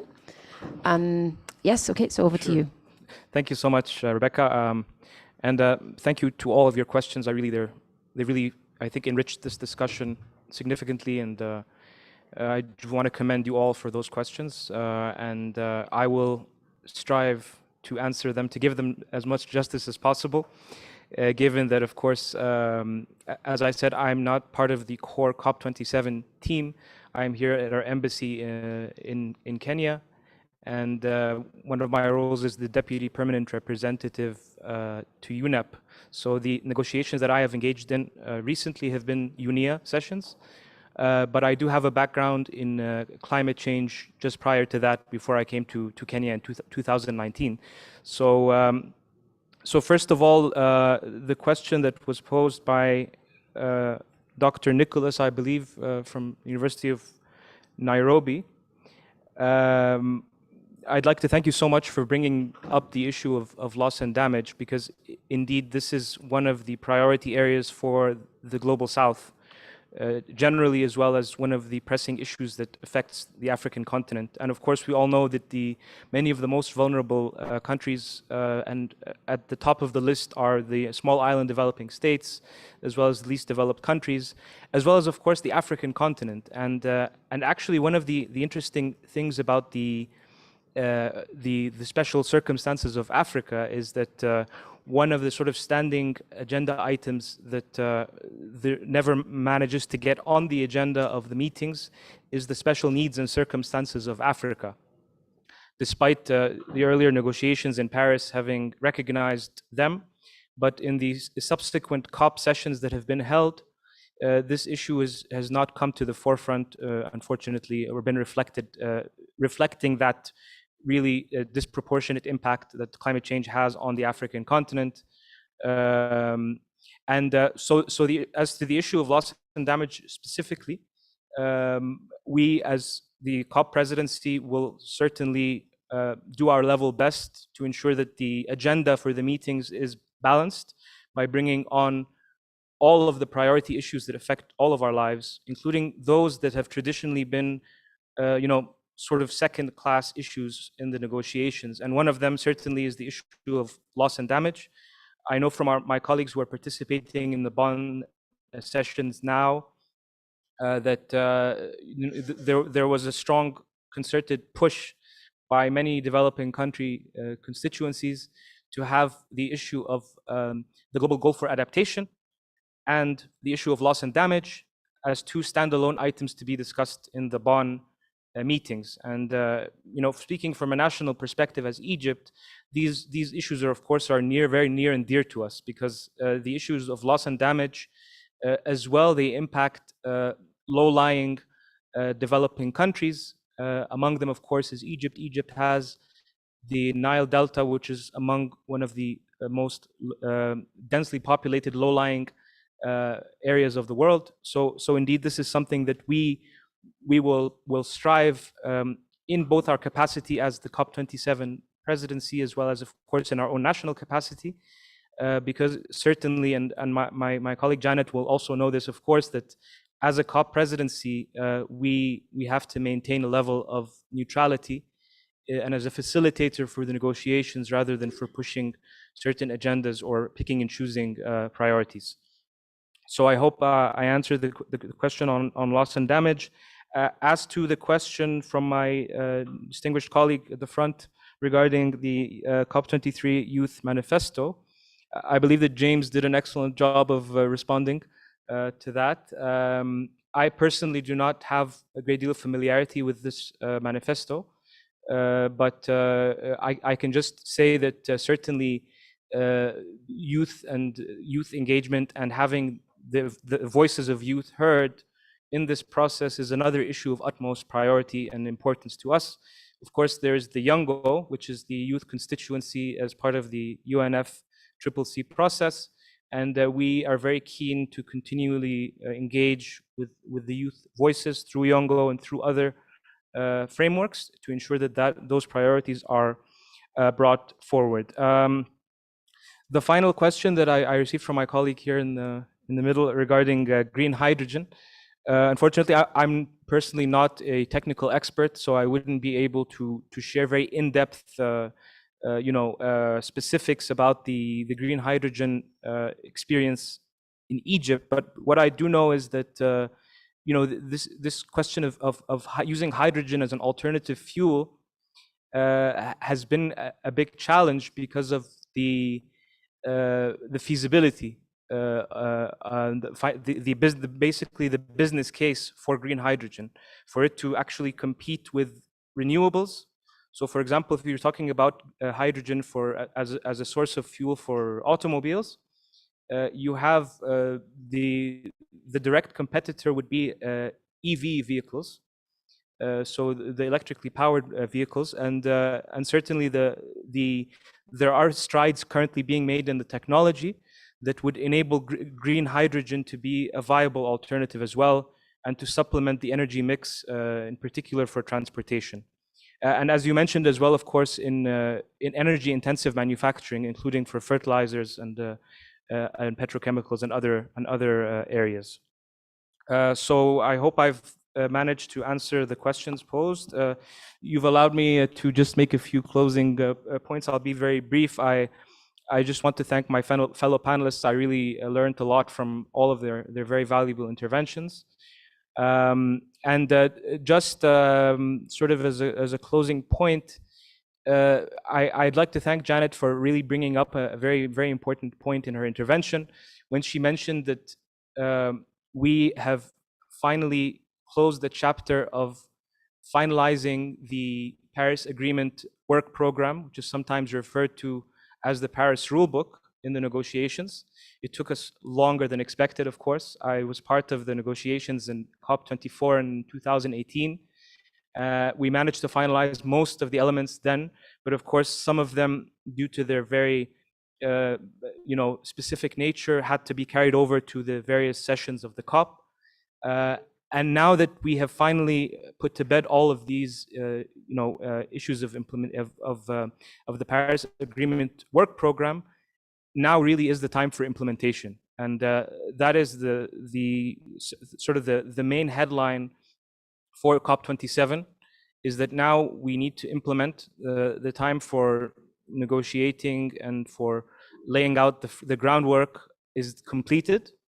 So now, as a collective, all of us, with the intergovernmental process, taking the lead, with the support, of course, of civil society, with all of us on board, we need to take the necessary actions to implement. And implementation is across the board, not just in a particular area, not just in mitigation, but also in adaptation, in means of implementation, in loss and damage, in all of these critical pieces of the same puzzle, really, because they all fit into one another.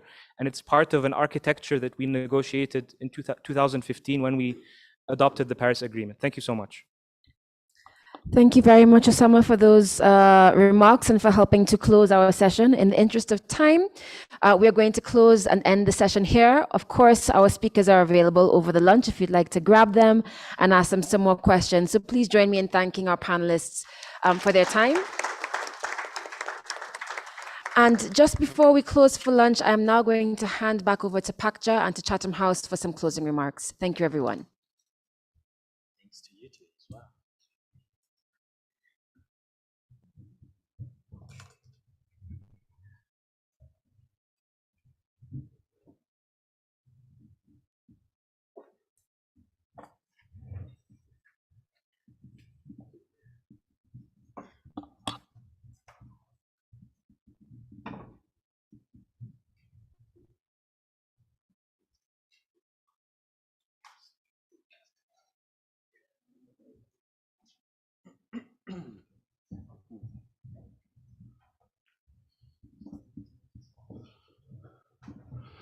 Okay, thank you all very much, ladies and gentlemen, to all of our speakers.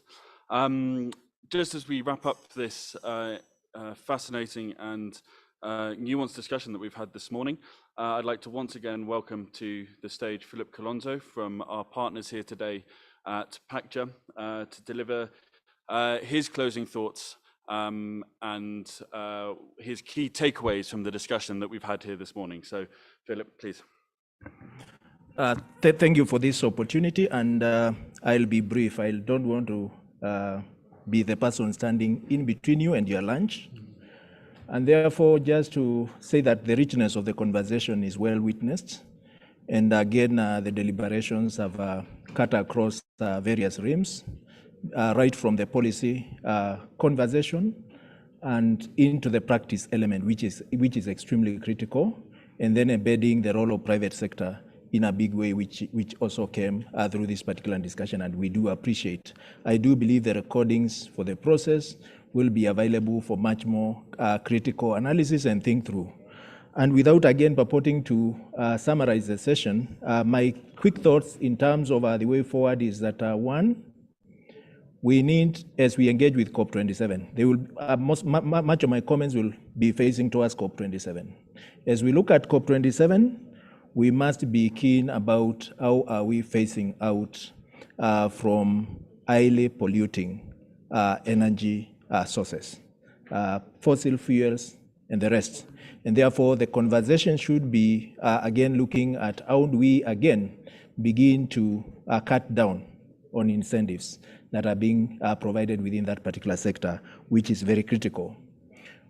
Secondly, we've seen even if we cut down on all our emissions as Africa, it's still a drop in the ocean. And therefore, we must demand for deep cuts in terms of emissions and strong commitment for deep cuts, particularly from developed countries who are producing quite a huge amount of gases.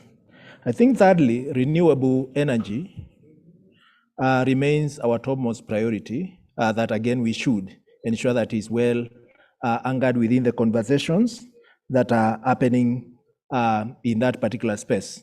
And therefore, linking renewable energy with my fourth element in this closing comment is again to look at how are we going to be paid for the lost opportunity to industrialize or even to develop in a manner that other countries developed. So that becomes quite critical even as we engage with COP27, and therefore the strive for ensuring that we have funding, climate financing that is working for Africa, that is accessible, because I've had quite noble initiative, quite noble ideas, quite a number of policy initiatives that again require to be operationalized. Climate financing must speak to that. And then again, if we are going to ensure that we are setting systems that are quite just, that are people-centered, climate finance must be at the center of that particular conversation moving forward. And I think we've been invited, listening through, we've been invited to collaborate across. Collaboration across means the spirit of promoting inclusion must be there, and inclusion for real, not inclusion for purposes of accessing energy, but inclusion for purposes of ensuring that there is wider sharing of the stake that comes from proceeds from the energy sector. So I want to end it at that particular level. And as Pan-African Climate Justice Alliance, appreciate the partnership that we're having with Chatham House, and indicate that we will continue to nurture collaborations of this nature and conversations of this nature. In the next 2 weeks, we will be convening another dialogue, and that dialogue will be in Kigali. It will be also shaping some certain aspects towards COP27, particularly looking at how do we take the outcomes from Bonn intercession forward, and beyond that, beginning to look at how do we amplify the agenda of young people within the African context, and how do we strengthen the nexus between climate change and health. So there are those processes that are coming on the sidelines of CHOGM, which again, we are in the process of preparing. Thanks a lot for your time and for your engagement in this discussion.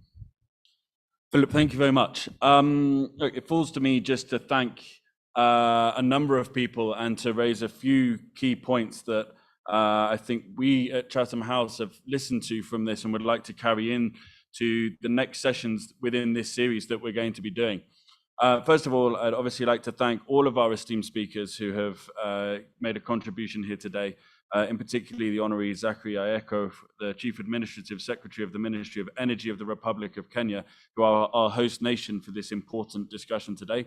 I'd also like to thank Philip Kilonzo, Head of Policy, Advocacy and Communication at the Pan-African Climate Justice Alliance, with whom we've worked in partnership on this meeting. I'd like to thank all of you who are joining us in the room and all of those who are joining online. This has been a truly global conversation. We're delighted that we've been able to bring voices together from across the continent and link those to those who are following these issues internationally. We at Chatham House recognize that there is a real need for a greater understanding and better listening to voices on the ground of what is required, rather than a conversation at a global level and an agreement that green finance is needed, but without then the follow-up of, okay, where is that green finance needed? There are some significant questions that remain that we will be tackling through the rest of our series. Look at where does this finance come from? The role of the private sector, blending of finance from actors, whether it be through debt, equity, green bonds. Where's the role of the state in all of this? The private sector, the donor community, commercial financing. These are some of the issues that we've tackled here today, and I'm glad that we are moving towards a shared understanding, but there's clearly further discussion.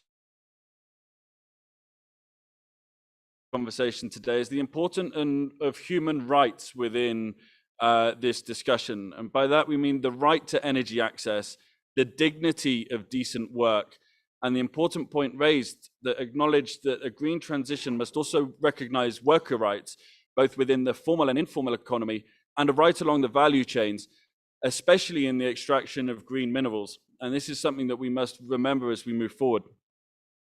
We also see that the creation of decent jobs is a development priority, but is not simple. And that this conversation around the absorption capacity of the informal economy for income and green finance, linking that sector to international finance, and this question on how we can build linkages along the value chain so that green jobs doesn't just mean short-term construction work or a small number of high-tech jobs often undertaken by expatriates, but actually means long-term secure jobs in national development priority sectors. We've heard that all of this requires infrastructure, and we know the infrastructure deficits on the continent, and we know what is needed to be done in terms of generation distribution. Finally, I'd like to just say how we as stakeholders engage with policymakers, and that one of the important things that we've discussed here today is this issue of political will. And I do hope that you're all going to continue following our sessions as we move forward. The next one that we're going to be hosting will be in Gabon in July to continue the conversation started here today around nature-based solutions and rural resilience. And in September, we're going to be in Addis Ababa to conclude the series with an event on inter-African cooperation and coordination on green financing and just transition. This is going to build on what we've already discussed here today with regards to the question of what are the required mechanisms and organizations for cooperation, and where can we use existing frameworks, and what are the new frameworks that are needed. So once again, thank you to all of you for attending here today and all of you joining online. Please do read the additional resources that we've provided to you on the QR code on your program. If you scan with your phone, it'll take you through to a online list where you can access our resources. And please do take home the folders that we've given to you with additional resources in there. I'd just like to thank Anne from PACJA Nairobi and her team who have provided support on this, and also to my colleagues at Chatham House who have worked really hard in putting all of this together. So thank you all very much as well. And the final point is we would love to have a family photograph with all of you, which I believe is going to be outside. And if you follow Yusuf, who's standing in the corner over there, he'll lead you through to the family photograph. So thank you all for coming, and I look forward to continuing the conversations over our lunch. Thank you. Thank you very much. Thank you.